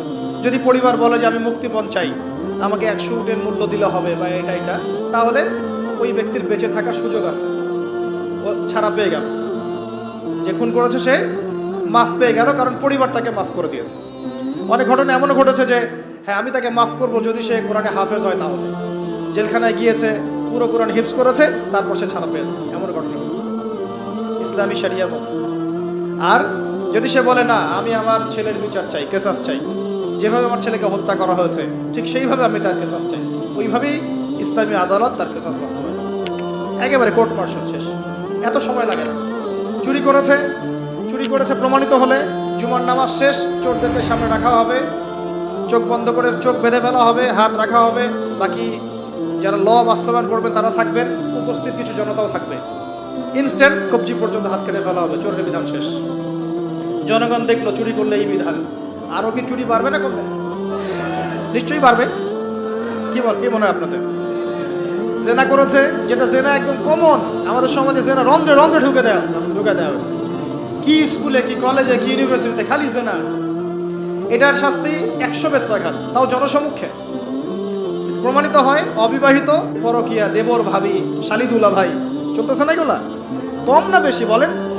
প্রচুর প্রচুর, আশঙ্কাজনক। এগুলোর বিচার হচ্ছে কোমর পর্যন্ত মাটিতে পুঁতে রজম করা, পাথর নিক্ষেপ করে হত্যা করা। আল্লাহর নবী সাল্লাল্লাহু আলাইহি ওয়াসাল্লাম নিজে এগুলো করেছেন, নিজে। এই সুন্নাহগুলো কোথায়? জাদুঘরে থাকবে? যদি ইসলামী রাষ্ট্র ব্যবস্থায় শরিয়া পর্যন্ত আমরা যেতে না পারি, এগুলোর বাস্তবায়ন কখনোই হবে না, কখনোই হবে না। এগুলো কোরআনেই থাকবে, হাদিসেই থাকবে, পাতার মধ্যে পড়েই থাকবে, আমরা বাস্তবায়ন করতে পারবো। আর বাস্তবায়িত না হলে সমাজ কখনোই পাপমুক্ত এবং জুলুম মুক্ত হবে না। দেখলাম তো আমরা বিগত 50, 60, 70 বছরে যতগুলো মতবাদ আসছে, কোনো মতবাদ এই সমাজটাকে পরিপূর্ণ সংস্কার করতে পারে নাই, রাষ্ট্র সংস্কার করতে পারে নাই, এমনকি দুর্নীতি পর্যন্ত দূর করতে পারে না। উপর থেকে নিচ পর্যন্ত দুর্নীতিগ্রস্ত লোক দিয়ে ভর্তি আছে, উপর থেকে নিচ পর্যন্ত। কি মানে কি এমপি, কি মন্ত্রী, কি আমলা, কি বিচারক, কি এসপি, কি ডিসি, দেখবেন উপর থেকে নিচ পর্যন্ত এমন কোন সেকশন নাই যেখানে দুর্নীতি হয় নাই। এবং এটা তারাও জানে, এটা তারাও জানে যারা করছে এবং করেছে। তারপরেও ওই যে আমাদের একটা গা সয়ে নেওয়া স্বভাব আছে, আমাদের জাতিগত একটা মারাত্মক স্বভাব আছে, বদ স্বভাব, সেটা হলো আমরা সবকিছুকে স্বাভাবিক করে ফেলি। একটা সময় সুদ খাইলে মানুষ লজ্জা পাইতো, এখন স্বাভাবিক হয়ে গেছে। জেনা করতো মানুষ লজ্জা পাইতো, মানুষ জানলে কি হবে, এখন ওপেন ঘুরে বেড়াচ্ছে মানুষের। একটা সময় মদ খাইলে মানুষের চক্ষু লজ্জা কাজ করতো, এখন দেখেন মদের বোতল হাতে নিয়ে নিয়ে মানুষ করতেছে, চিপায় চুপায় মদ খাচ্ছে। একটা সময় কেউ যদি বলতো যে সমকামী ছেলে জেনা করে, মানুষ তো আটকে উঠতো, সুবহানাল্লাহ, ইন্নালিল্লাহ, নাউযুবিল্লাহ, এটা কেমন? এখন দেখেন ওরা অধিকার চাচ্ছে। কি আপনারা হাসতেছেন? LGBTQ মানে কি? LGBTQ মানে সমকামিতাকে প্রমোট করা হবে। আর যদি এই এক তাগুত গিয়ে আরেকটা তাগুত আসে, আমি 80% নিশ্চিত এটা বাস্তবায়িত হয়ে যাবে, ইল্লা মাশাআল্লাহ, ইল্লা মাশাআল্লাহ। যদি একটা তাগুতের বদলে একটা তাগুত আবার আসে, দেখবেন যে এটা খুব সহজেই সমাজে বাস্তবায়িত হয়ে গেছে। LGBTQ দেখবেন সমাজে অ্যাভেলেবেল। আপনি পাত্রী খুঁজতে যাবেন আপনার ইয়ার জন্যে, বাচ্চার জন্যে, সন্তানের জন্যে, আগে চেক করতে হবে আসলে ছেলে না মেয়ে না মেয়ে থেকে ছেলে হয়েছে, না ছেলে থেকে মেয়ে হয়েছে। এই যুগ আসতেছে সামনে, একটা একটা একটা করে দেখেন সব সয়ে নিয়েছি না আমরা। এইভাবে আমরা কিন্তু তাগুতের বিধানগুলো সয়ে নিছি। একটা জাগরণ দরকার আমাদের মধ্যে, এবং এই জাগরণটা আমি আশা করি, স্বপ্ন দেখি যে সাদা দাড়িওয়ালাদেরকে দিয়ে না হলেও কালো দাড়িওয়ালাদেরকে দিয়ে হবে। পারা যাবে ইনশাল্লাহ। অনেক পড়াশোনা করতে হবে, অনেক পড়াশোনা করতে হবে, সবর করতে হবে, ধৈর্য ধরতে হবে, দাওয়াতের মেহনত করতে হবে, ওলামায়ে কেরামের সোহবতে থাকতে হবে, তাদের কাছে দোয়া নিতে হবে। একদম একটা দুটা কাজ না ভাই, বহু কাজ একসাথে যখন হবে ওই পর্যায়ে যাবো ইনশাআল্লাহ। কারণ আপনারা বলতে পারেন যে আমরা কেন ভাইদের মতো এইভাবে মাঠে নামি না, বা এইভাবে কেন আমরা ওইখানে গিয়ে রাষ্ট্র ক্ষমতার দিকে মানে সহিংস কোনো পদ্ধতি বেছে কেন নেই না। কারণ নবী সাল্লাল্লাহু আলাইহি ওয়াসাল্লাম আমাদেরকে এইভাবে শিক্ষা দেন নাই। আমাদেরকে প্রথমে শিক্ষা দেওয়া হয়েছে আমরা জনমত গঠন করব। কি করব? জনমত গঠন করব। সবার আগে আমরা জনগণকে বুঝাবো, তাওহীদ চিনাবো, শিরক চিনাবো, কুফর চেনাবো, তারপরে তাগুত চিনাবো, সুন্নাহ চেনাবো, নামাজি বানাবো, দাওয়াতের মেহনত চলবে, আমর বিল মারুফ চলবে, একই সাথে নাহি আনিল মুনকারও চলবে। ইসলামী রাষ্ট্র ব্যবস্থার গুরুত্ব, ফজিলত, না থাকার ক্ষতি সবার সামনে উপস্থাপন করতে হবে। একটা জামায়াত তৈরি করতে হবে, আমাদের একজন ইমাম লাগবে, আমির লাগবে। এগুলো যখন একত্রিত হবে ইনশাআল্লাহ দেখবেন বাকি কাজ হয়ে গেছে। একটা ঘটনা একটা প্রেক্ষাপটে জন্ম দেয়। কোঠা আন্দোলনের একটা ঘটনা ছিল, একটা ঘটনা, সেটা আজকে দেখেন সার্জিসদেরকে নিয়ে আসছে এই জায়গায়, নিয়ে আসে নাই? একটা ঘটনা একটা নেতৃত্বের জন্ম দেয়, একটা রেভলিউশনের জন্ম দেয়। শাপলা চত্বর ছিল একটা ঘটনা যেটা পারত বাংলাদেশে এই রাষ্ট্র ক্ষমতা ইসলামকে নিতে, কিন্তু কেন জানি আমরা পারি নাই। হয়তোবা আল্লাহ পাক আরো ভালো কোনো পদ্ধতি আমাদের জন্য রেখেছেন হয়তোবা। তবে কোনো কোনো ঘটনা আমাদের সামনে আল্লাহ পাক ঘটান যেগুলোর মধ্য দিয়ে একটা রেভলিউশন হয়ে যেতে পারে। যদি ভাইদেরকে নির্মমভাবে তারা এভাবে গুলি না করতো, তাহলে তারাও কিন্তু এভাবে সহিংস হতো না, আজকে এরাও কিন্তু দেশ থেকে পালাতো না। তাই না বিষয়টা? আমরা কি কেউ কল্পনাও করেছিলাম যে এভাবে 2 মাসের মধ্যে এমনটা হতে পারে? কখনো কল্পনা করা হয়নি। বরং মানুষ তো বলছিল যে এরা কখনো যাবে, এমন তো মনেই হচ্ছে না। তাই না বিষয়টা? 1 মাসের মধ্যে আল্লাহ পাক করে দেখালেন। তাই ইনশাআল্লাহ সামনেও যদি এমন কোনো ঘটনা ঘটে, যে ঘটনা ইসলামপন্থীদের একটা ঐক্যের জন্ম দেয়, একটা লিডারশিপ নিয়ে আসে, একটা জামায়া নিয়ে আসে, একটা ইমারা নিয়ে আসে, আমরা তখন আপনাদেরকে আমাদের পাশে চাই। আর যদি আপনাদেরকে আমরা পাশে না পাই, তাহলে আমরা বুঝবো আপনারা শুধু ওয়াজ শুনেন, এক কান দিয়ে ঢোকান আর এক কান দেবেন। এইভাবে এইরকম অডিয়েন্স আমরা চাই না। আমি শুরুতে একটা কথা বলছি, ইসলামী রাষ্ট্র কায়েম করা চারটাখানি কথা না, আর এটা গরু ছাগলদেরকে দিয়ে হবে না। এটার জন্য সাহসী, বুদ্ধিদীপ্ত এবং একটা জজবাওয়ালা তরুণ প্রজন্ম দরকার। আবেগও থাকতে হবে আমাদের। অনেকে বলে যেটা আবেগী কথা না, আবেগও থাকতে হবে। কারণ অনেক সময় আবেগ মানুষকে সাহসী ভূমিকা রাখার ব্যাপারে সহায়তা করে।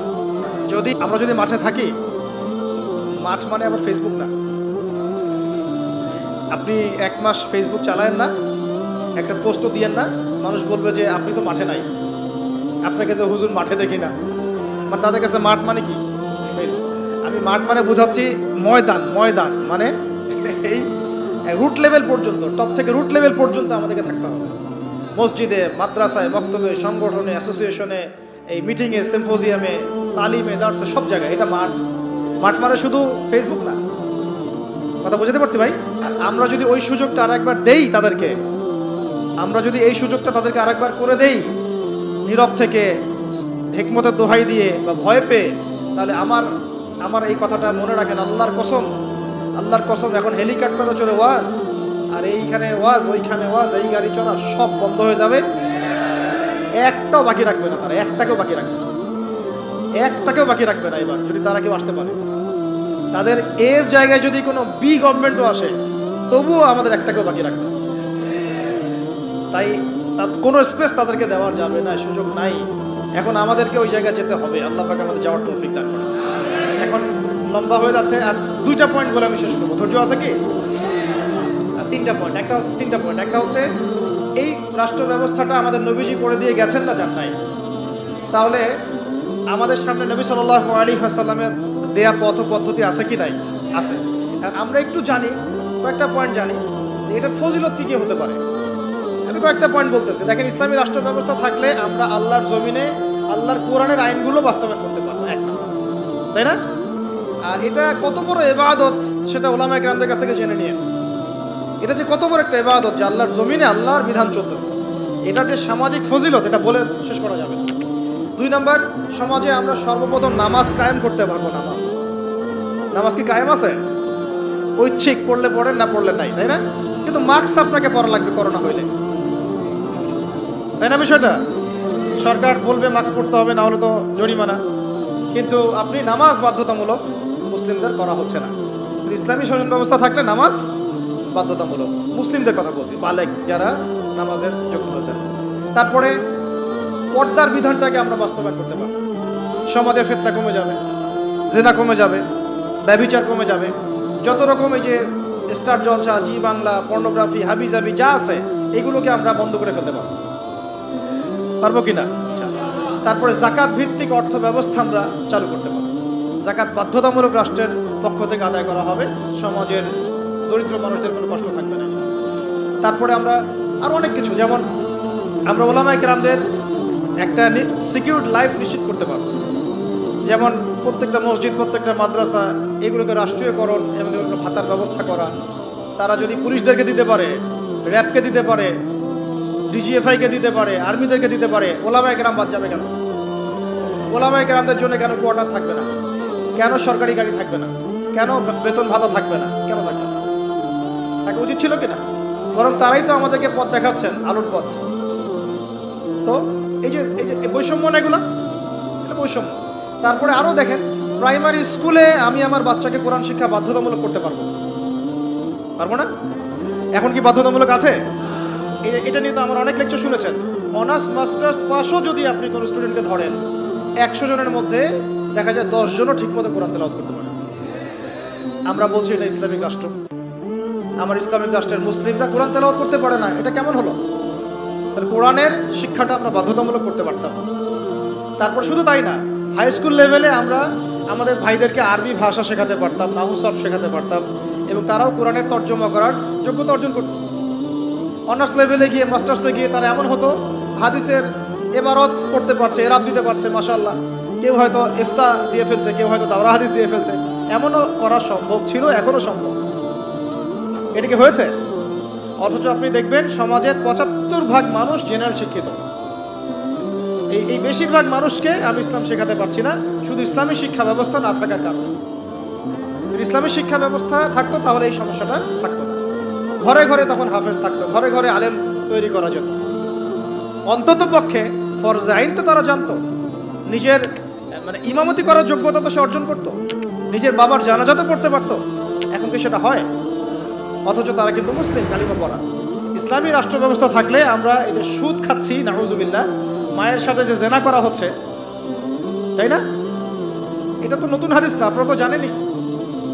সুদের সবচেয়ে নিচের শাখাটাই তো হচ্ছে মায়ের সাথে কি করা? জেনা করা। সবচেয়ে উঁচু শাখা কি? আল্লাহ এবং তার রাসূলের সাথে যুদ্ধ করা। তো এখন আমরা তো সবাই তাই করতেছি। যেহেতু ইসলামী রাষ্ট্র ব্যবস্থা নাই, তাই এখানে সুদভিত্তিক ব্যাংকিং সিস্টেম চলছে। ইসলামী রাষ্ট্র ব্যবস্থা থাকলে আমরা এটাকে কমিয়ে ফেলতে পারতাম। আমরা কৃষিভিত্তিক অর্থনীতি, দুর্নীতিকে কমাতে পারতাম, আমরা জাকাত আদায় করতে পারতাম, আমরা সাদাকা ভিত্তিক অর্থনীতি নিতে পারতাম, ডুয়েল কারেন্সি আনতে পারতাম, আরো অনেক কিছু করতে পারতাম।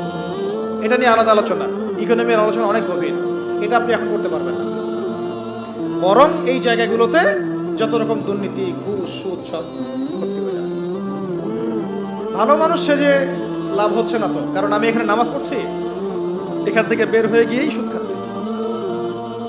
এই জন্যই তো দোয়া কবুল হচ্ছে না, ইবাদতে স্বাদ পাচ্ছি না। আল্লাহ পাক আমাদেরকে সুদমুক্ত জীবনযাপন করার তৌফিক দান। ইসলামী রাষ্ট্র ব্যবস্থা থাকলে পরে এই যে কাদিয়ানিরা আবারও খতমে নবুয়তকে চ্যালেঞ্জ করতে পারতো না, তাই না? আপনারা তো জানেন, কেউ যদি নবী সাল্লাল্লাহু আলাইহি ওয়াসাল্লামকে গালি দেয়, তার স্ত্রীর চরিত্র নিয়ে কথা বলে, আছে না এমন কিছু? তার শাস্তি কি? আলেমদের কাছ থেকে জেনে নিয়েন। একদম কতল। ও যদি তওবাও করে তবুও কতল। তওবা করেছে তবুও শিরচ্ছেদ করতে হবে। এর বাইরে কোনো কি নাই, কোনো দণ্ডই নাই। করতে পারবেন আপনি বাংলাদেশে? এখন পারবেন না, ইসলামী রাষ্ট্র ব্যবস্থা নাই তাই। ইসলামী রাষ্ট্র নাই তাই। বরং যদি আপনি তাদের বিরুদ্ধে কিছু বলেন, বা কেউ যদি এগ্রেসিভ হয়ে নিজের হাতে দায়িত্ব তুলে নিয়ে এই কাজটা করে ফেলে, তাহলে তাকে ওই জেলে ঢুকে রেখে দিন। যাবজ্জীবন কারাদণ্ড দিয়ে দিবে, ফাঁসি দিয়ে দিবে। অথচ সেই ব্যক্তি একজন বীর পুরুষ যে নবী সাল্লাল্লাহু আলাইহি ওয়াসাল্লামের শানে কটূক্তিকারীকে হত্যা করেছে, ও আমাদের আগে জান্নাতে যাবে ইনশাআল্লাহ। সে হচ্ছে রসুলের প্রকৃত আশেকে রসুল। আমাদের চোখে সে একজন কি অপরাধী, তাই না? এই হলো সেকুলার রাষ্ট্র এবং অনইসলামিক রাষ্ট্রের, ইসলামী রাষ্ট্র না থাকার ফল। তো যাই হোক, এখন আপনারা জানেন সাতেম, এটাকে বলা হয় সাতেমে রসুল। তো সাতেমে রসুলের শাস্তি যদি এটা হয়, তাহলে যে নবুয়ত দাবি করতেছে ওর কি শাস্তি? আপনারা বলেন তো কোনটা বড় অপরাধ? এই বুদ্ধি কত আপনাদের? কেউ একজন নবী সাল্লাল্লাহু আলাইহি ওয়াসাল্লামকে গালি দিচ্ছে, এটা তো মহাপাপ, বিশাল অপরাধ, হত্যাযোগ্য। আর একজন গালি দেয় নাই, কিন্তু সে নিজেই নিজেকে নবী দাবি করতেছে, নবী সাল্লাল্লাহু আলাইহি ওয়াসাল্লাম। বলেন তো, তাহলে এই যে এদেরকে কয়বার ফাঁসি দেওয়া দরকার ছিল? ওরা আমাদের এখানে ব্যবসা করতেছে, ওই যে বললাম বাথরুমের বদনা থেকে শুরু কইরা আপনার বাসার বেড পর্যন্ত ওদের কোম্পানি। বিকল্প ফিকিরটা কোথায়? এদেরকে স্পেসটা কে করে দিল? তো নিশ্চয়ই মুসলিম রাষ্ট্রের প্রধান। আর মুসলিম রাষ্ট্রের যারা দায়িত্বশীল ছিল তাদেরকে রাষ্ট্র ক্ষমতায় উঠিয়েছে কারা? গরু, ছাগল, হাঁস, মুরগি, না আমরাই, নাকি জিনরা উঠাই নিয়ে গেছে ক্ষমতায়? তাহলে এই সমস্ত তাদের কৃতকর্মের সমস্ত পাপের দায়ভারের একটা অংশ আমার কাঁধে আসবে কি না কি আমাদের মাঠে? বাস দেওয়ার জন্য প্রস্তুতি নেন। তাহলে এখন বাংলাদেশের মানুষের এটা, আমাদের দেশের মানুষের এটা হচ্ছে একটা প্রাপ্য। এই জুলুমগুলো আমাদের প্রাপ্য, কারণ আমরাই জালেমদেরকে উপরে উঠেছি। এটা আমাদের প্রাপ্য, আমরা রিজার্ভ করি এটা। আল্লাহ পাক আমাদের যে কবে মাথা খুলবেন আল্লাহ ভালো। এখনো সময় আছে, চোখ খুলেন, চোখ খুলেন। এই চোখ নাই, যে এই চোখ খুলেন। কোন চোখ খুলেন? দিলের চোখ খুলেন, বোঝার চেষ্টা করেন। আপনি যদি একজনকে উঠাই দেন উপরে, যে ওখানে গিয়ে দুর্নীতি করছে, করাপশন করছে, সমকামিতা চালু করছে, সুদ চালু করতেছে, এই নাস্তিকদেরকে স্পেস দিচ্ছে, হ্যাঁ, কাফেরদের দালালি করতেছে, ওর সমস্ত গুণার একটা দায়ভার আমার কাঁধে আসবে। এটা তো অবশ্যই ফতোয়ার মধ্যে পাওয়া যায়, কারণ আমি তাকে সাপোর্ট করেছি, সমর্থন করেছি। কোন সময় তো বহু দাড়ি টুপিওয়ালা তাদের দালালিও করেছে, করে নাই? তাদের পক্ষে কথা বলেছে, স্পেস দিয়েছে। পক্ষে কেন বলতে যাব? কিছু বলার নেই, অন্তত চুপ করে থাকি। মানুষ বুঝে নেবে যে আমি কেন চুপ করে আছি। মানুষ তো বুঝে কেন চুপ করে আছে, মানুষ বুঝবে। যাই হোক ভাই, ইসলামী রাষ্ট্র ব্যবস্থা থাকলে এরকম অনেক সুফল আছে। সালাত কায়েম করা যাবে, যাকাত কায়েম করা যাবে, হজ সহজ করা যাবে, সিন্ডিকেট কমায় ফেলা যাবে। রাষ্ট্র থেকে হজ করানো যায়। কিন্তু খলিফা মামুনুর রশিদের নাম শুনেছেন কিনা, এবং হারুনুর রশিদ তার নাম শুনেছেন কিনা? এরকম অনেক আব্বাসীয় খলিফা ছিলেন যারা প্রতি বছর রাষ্ট্র ব্যবস্থার মধ্য দিয়ে এরকম হাজার হাজার মানুষের ফ্রিতে হজ করাতেন, এবং হজের খরচ নিজে বহন করতেন, রাষ্ট্র দিয়ে বহন করাতেন। তারপরে এই যে বললাম, মসজিদ মাদ্রাসাকে উন্নয়ন করা সম্ভব, শিক্ষাক্ষেত্রে ইসলাম নিয়ে আসা সম্ভব, ব্যাংকিং সেক্টরে ইসলাম নিয়ে আসা সম্ভব, সমাজ ব্যবস্থায় ইসলাম বিরোধী সমস্ত মতবাদকে সরিয়ে ফেলা সম্ভব, ইসলাম বিদ্বেষী অপতৎপরতাগুলোকে কমিয়ে ফেলা সম্ভব, এবং সবচেয়ে বড় কথা, রাজনৈতিক অঙ্গনে গিয়ে আল্লাহ পাকের জমিনে আল্লাহর সংবিধান বাস্তবায়ন করা সম্ভব। এটা সবচেয়ে বড় কাজ। শুধু তাই নয়, যদি এরকম ইসলামী রাষ্ট্র কায়েম হয়, তখন ওই রাষ্ট্রের দিকে যদি কেউ চোখ দেয়, তখন ওই চোখ উপড়ে ফেলার জন্য জিহাদও করার সুযোগ থাকে। কারণ জিহাদ তো করেছেন নবী সাল্লাল্লাহু আলাইহি ওয়াসাল্লাম মদিনা রাষ্ট্র কায়েম করার পরে, তাই না? মদিনা রাষ্ট্র কায়েম করার পরে কিন্তু সশস্ত্র যুদ্ধ হয়েছে, এটা মনে রাখবেন। মদিনা রাষ্ট্রটা কায়েম হয়ে যাওয়ার পরে কিন্তু একটা সশস্ত্র যুদ্ধ হয়েছে, গাজওয়া হয়েছে, সারিয়া হয়েছে, বদর, উহুদ, খন্দক, এগুলো হয়েছে। মক্কাতে কিন্তু এই যুদ্ধটা হয় নাই। মক্কায় হয়েছিল?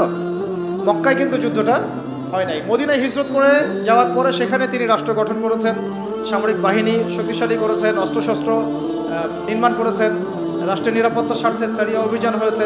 এরপরে কাফেরদের উপর আক্রমণগুলো হয়েছে। আর যদি কোনো কাফের আক্রমণ করতে আসতো, আমরা একদম উচিত শিক্ষা দিয়ে পাঠাইতাম।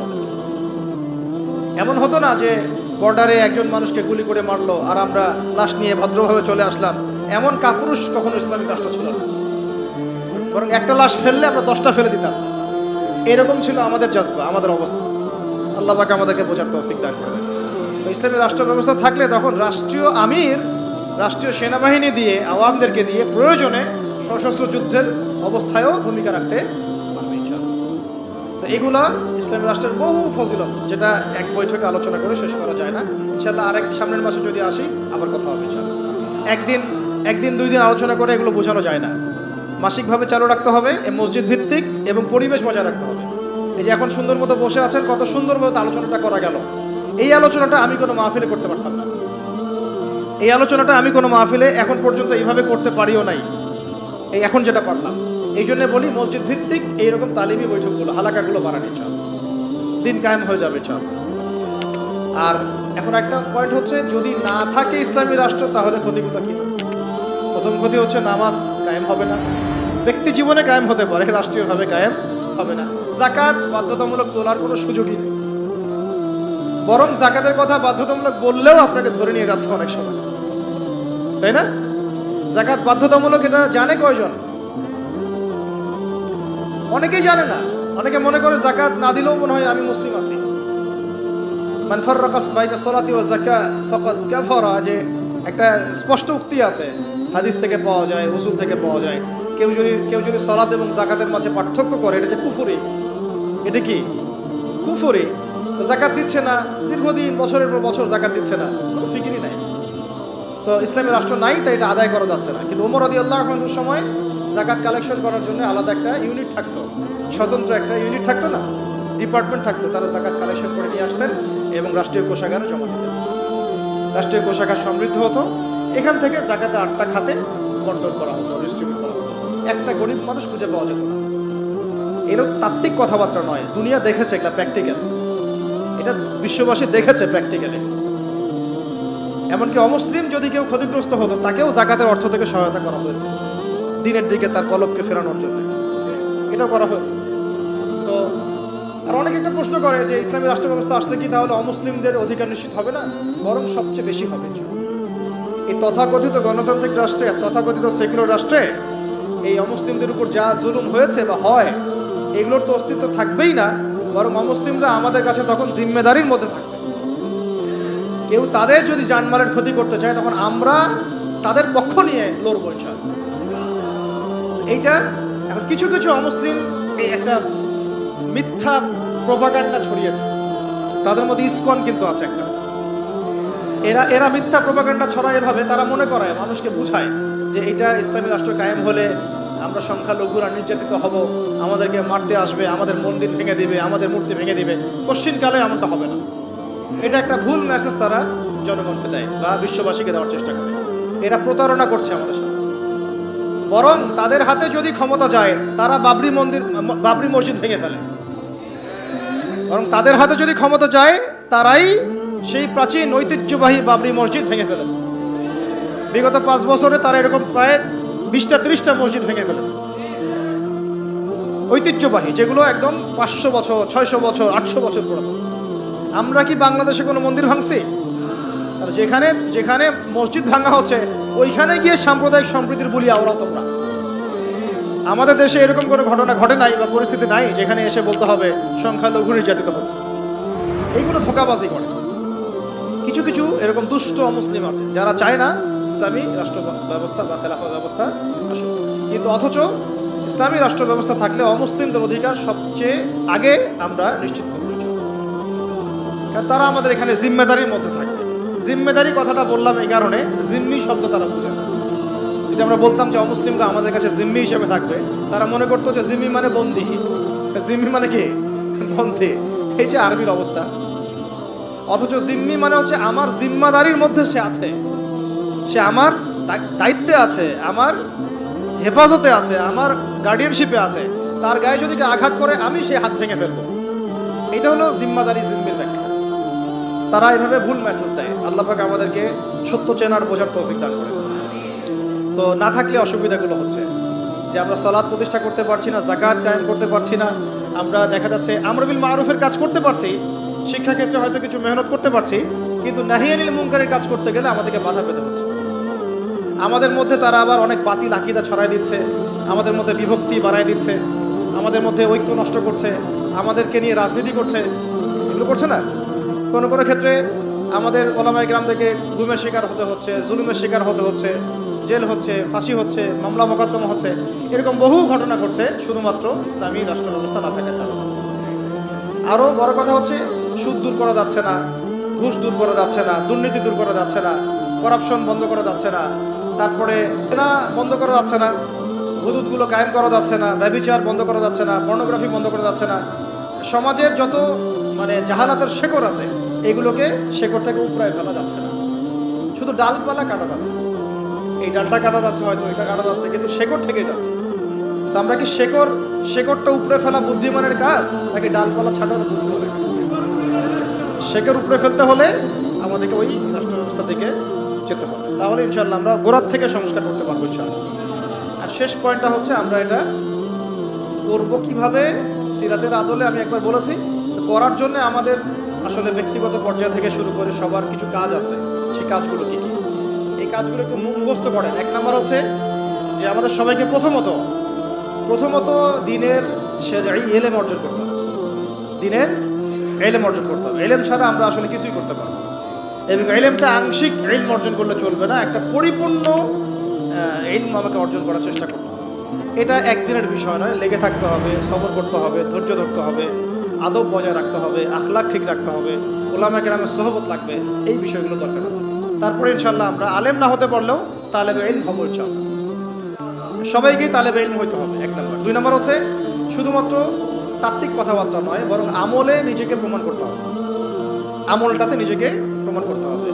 আর আমলের ক্ষেত্রে একবারে বেশি বোঝা চাপিয়ে না নিয়ে অল্প অল্প করে আস্তে আস্তে সামনে আগানো, আল্লাহ তৌফিক দান করেন। 3 নম্বর হচ্ছে রিজিক হালাল করে ফেলতে হবে। হারাম রিজিকের মানুষদেরকে দিয়ে দিন কায়েম সম্ভব হবে না, ঠিক আছে? 3 নম্বর, যত রকম সুদ ঘুষ আর এই এনজিও টেনজিও যেগুলো আছে এগুলো থেকে নাম কাটায় ফেলেন, আল্লাহর রাস্তায় নাম কাটায় ফেলেন। 4 নম্বর হচ্ছে যে আমরা সৎ কাজে আদেশ করি, মাশাআল্লাহ, এটা তো আমাদের মধ্যে চালু আছেই, তাবলীগের মেহনত চালু আছে, সব ঠিক আছে। অন্যায় কাজে নিষেধটাকে বাড়াতে হবে, অন্যায় নিষেধটাকে বাড়াতে হবে। সৎ কাজে আদেশের সাথে সাথে অন্যায় নিষেধটা বাড়াতে হবে, বরং এটা বেশি জরুরত হয়ে গেছে এখন। অন্যায় প্রতিবাদ না করলে, বাধা না দিলে এরা লাই পেয়ে যাবে। পাশে কনসার্ট হচ্ছে, আমরা যদি এখানে বয়ান করতে থাকি ফায়দা নাই। যদি আপনারা এখান থেকে 10 জন 50 জন গিয়ে ওকে বন্ধ করেন তখন ফায়দা আছে। আর ওই ফয়দাটা কিন্তু এককেন্দ্রিক ফয়দা না, আপনার ফয়দা ভোগ করছে পুরো এলাকার মানুষ। ধুমধারাক্কা গান বাজাতো, পুরো এলাকা কলুষিত হচ্ছে, পুরো এলাকার মানুষকে পাপ করতে হচ্ছে, পুরো এলাকার মানুষের ঘুম নষ্ট হচ্ছে। আর আমি যদি ওদেরকে গিয়ে খালি মিষ্টি মিষ্টি দাওয়াত দেই, দেখা যাবে সে ওটাকে গায়ে লাগাবে না। যদি আমরা ঐক্যবদ্ধভাবে প্রতিবাদ করি, বন্ধ হয়ে যাবে। তাই আমর বিল মারুফের সাথে নাহি আনিল মুনকার থাকতে হবে, প্রত্যেকটা মসজিদ ভিত্তিক, এলাকা ভিত্তিক, এবং উলামায়ে কেরাম তার নেতৃত্ব দিবেন ইনশাআল্লাহ। মাশওয়ারা করে আগানো, মাশওয়ারা ছাড়া আবার না যাওয়া। তবে এখানে সাহসিকতার পরিচয় দিতে হবে, কারণ যারা পাপ করে, জুলুম করে, ওদের মন এমনি দুর্বল থাকে, একটু ধাক্কা দিলে দেখবেন কাঁপাকাঁপি শুরু করছে, এরকম হয়। আল্লাহ পাক আমাদের বোঝার তৌফিক দান করেন। একটা বিষয় বলতে চাই যে পারিবারিক মূল্যবোধগুলোকে ঠিক করে ফেলা এবং সন্তান সন্ততিদেরকে মুজাহিদ হিসেবে মানুষ করতে শুরু করা। যদি পরিবার দেখা যায় যে অনেক বোঝানোর পরেও বা অনেক চেষ্টা করার পরেও আপনার আইডিওলজির সাথে ম্যাচ করছে না বা কোনোভাবেই পেরে ওঠা যাচ্ছে না, সেক্ষেত্রে আমি বলি প্রয়োজনে আসহাবুল কাহাফ হয়ে যান, প্রয়োজনে আসহাবুল কাহাফ হয়ে যান। তারপরেও নিজের লক্ষ্য থেকে বিচ্যুত হবেন। বাচ্চাদেরকে একদম ডিনামাইট করে আগামী দিনের ওমর, হামজা, খালিদের মতো মানুষ করতে হবে, ঠিক আছে? একদম তাদেরকে নিয়ে কোনো ছাড় দেওয়ার কোনো সুযোগ নাই। নিজের ঘরটা হবে একটা ইসলামী রাষ্ট্র, মানে আপনার ঘরই একটা রাষ্ট্র, ওইখানে আপনার হুকুম চলে, কার হুকুম চলে? আল্লাহর হুকুম চলে, রাসূলের হুকুম চলে, এবং আপনি তার প্রতিনিধি। আপনি হচ্ছেন আপনার ঘরে আল্লাহর খলিফা, ঠিক আছে কথা? এরপরে প্রয়োজন হচ্ছে উলামায়ে কেরামদের ঐক্য, যেটা নিয়ে আমরা বারবার কথা বলছি। ইনশাআল্লাহ এই ঐক্য হয়ে যাবে ইনশাআল্লাহ। উলামায়ে কেরাম তো সব বুঝেনি, মাশাআল্লাহ।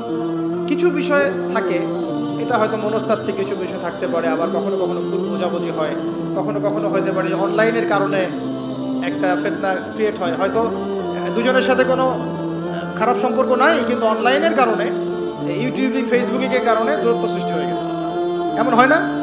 এই জন্য এদেরকে নিয়ন্ত্রণ করতে হবে। এটা বলতে ভুলে গেছিলাম, মিডিয়া নিয়ন্ত্রণ করতে হবে।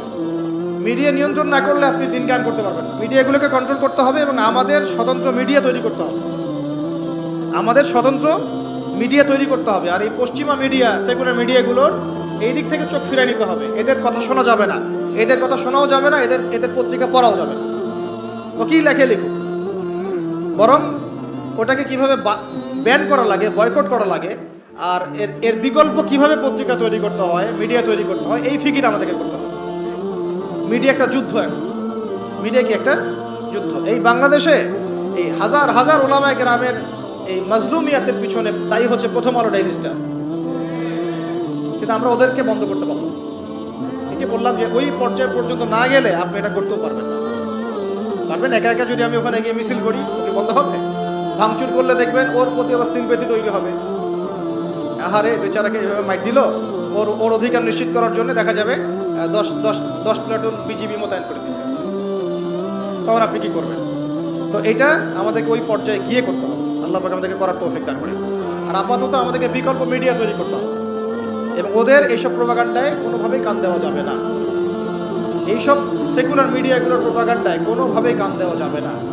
ওয়াল্লাহি এরা মিথ্যা কথা বলে, ওয়াল্লাহি এরা মিথ্যা কথা বলে, ওয়াল্লাহি এরা মিথ্যা কথা, এরা মিথ্যাচার করে, ওলামায়ে কেরামের চরিত্র হনন করে। এরা ইসলামকে জঙ্গিবাদের ধর্ম বানাইছে, নাউজুবিল্লাহ। এরা ইসলামকে সন্ত্রাসী হিসেবে উপস্থাপন করছে। এরা বহু মাজলুমের ঘুমের কারণ, জেলে যাওয়ার কারণ, কেস লড়ার কারণ এই মিডিয়াগুলাই। অতএব এদের থেকে আপনাদেরকে মুখকে ফিরে নিতে হবে। এটা ইমানের দাবি আমাদের।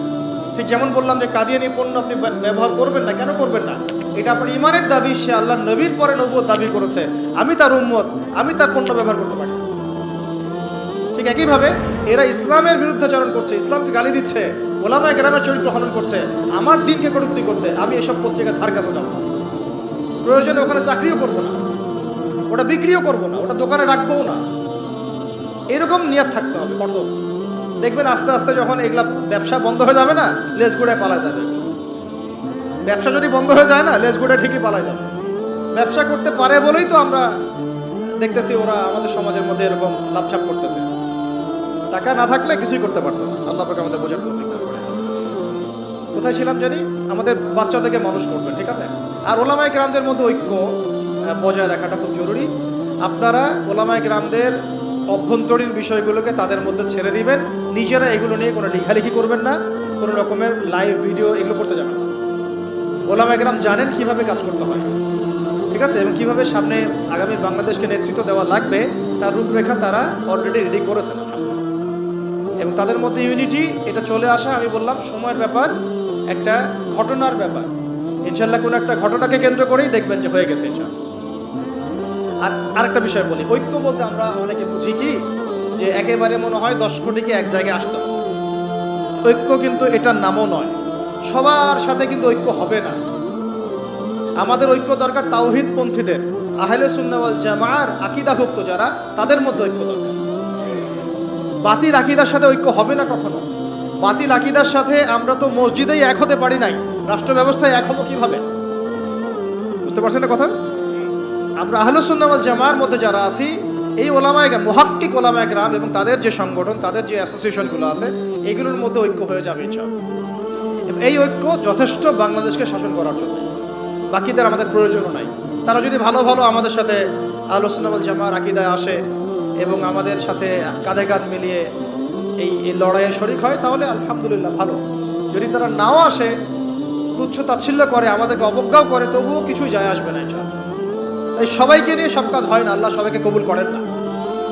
তা আমাদের জরুরত নাই যে সবাইকেই আমাদেরকে একসাথে নিয়েই তারপরে আগাইতে হবে, নট নেসেসারি, এবং এটা হবেও না। ঐক্য এভাবে হয় না। ঐক্য হবে হকপন্থী মানুষদের মধ্যে। হকপন্থী মানুষদের মধ্যে যেন বিভক্তি না হয়, এইটা হবে আমাদের একটা উদ্দেশ্য। আমরা যেন এটাকে না বাড়াই, মানে বিভক্তি আর না বাড়াই। আর আল্লাহর ওয়াস্তে ওলামায়ে কেরামদেরকে আমি আমার পক্ষ থেকে আর কি, আমার জায়গা থেকে বিনয়ের সাথে এটা আর কি মাশওয়ারা বলেন, ছোট ভাই হিসেবে পরামর্শই বলেন, আমরা যদি তাগুতকে, ফ্যাসিস্টদেরকে আরও একবার চান্স দেই, আমি আপনাদেরকে এনশিওর করতেছি না থাকবে আমাদের দেহ আর না থাকবে আমাদের কল্প। অতএব বৃহত্তর স্বার্থে এখন আমাদের সমস্ত ক্ষুদ্রতর স্বার্থগুলা বিসর্জন দেওয়া। আল্লাহ পাক আমাদের সবাইকে তৌফিক দান করুন। আর এর সাথে লাগবে আপনাদের এই তরুণ প্রজন্মের একটা সাহসী ঈমানদীপ্ত অবস্থান। আমরা ওলামায়ে কেরামদের সাথে আপনাদেরকে পাশে চাই। আমরা সবাই আমাদের যার যার জান মাল সময় শ্রম দিয়ে আল্লাহর রাস্তার দাওয়াতে থাকবো, আল্লাহর পথে জিহাদে থাকবো ইনশাআল্লাহ। যতদিন পর্যন্ত বাংলাদেশে ইসলামী খেলাফা কায়েম হয় নাই, শরিয়া কায়েম হয় নাই, আমরা ততদিন পর্যন্ত হাল ছাড়বো না।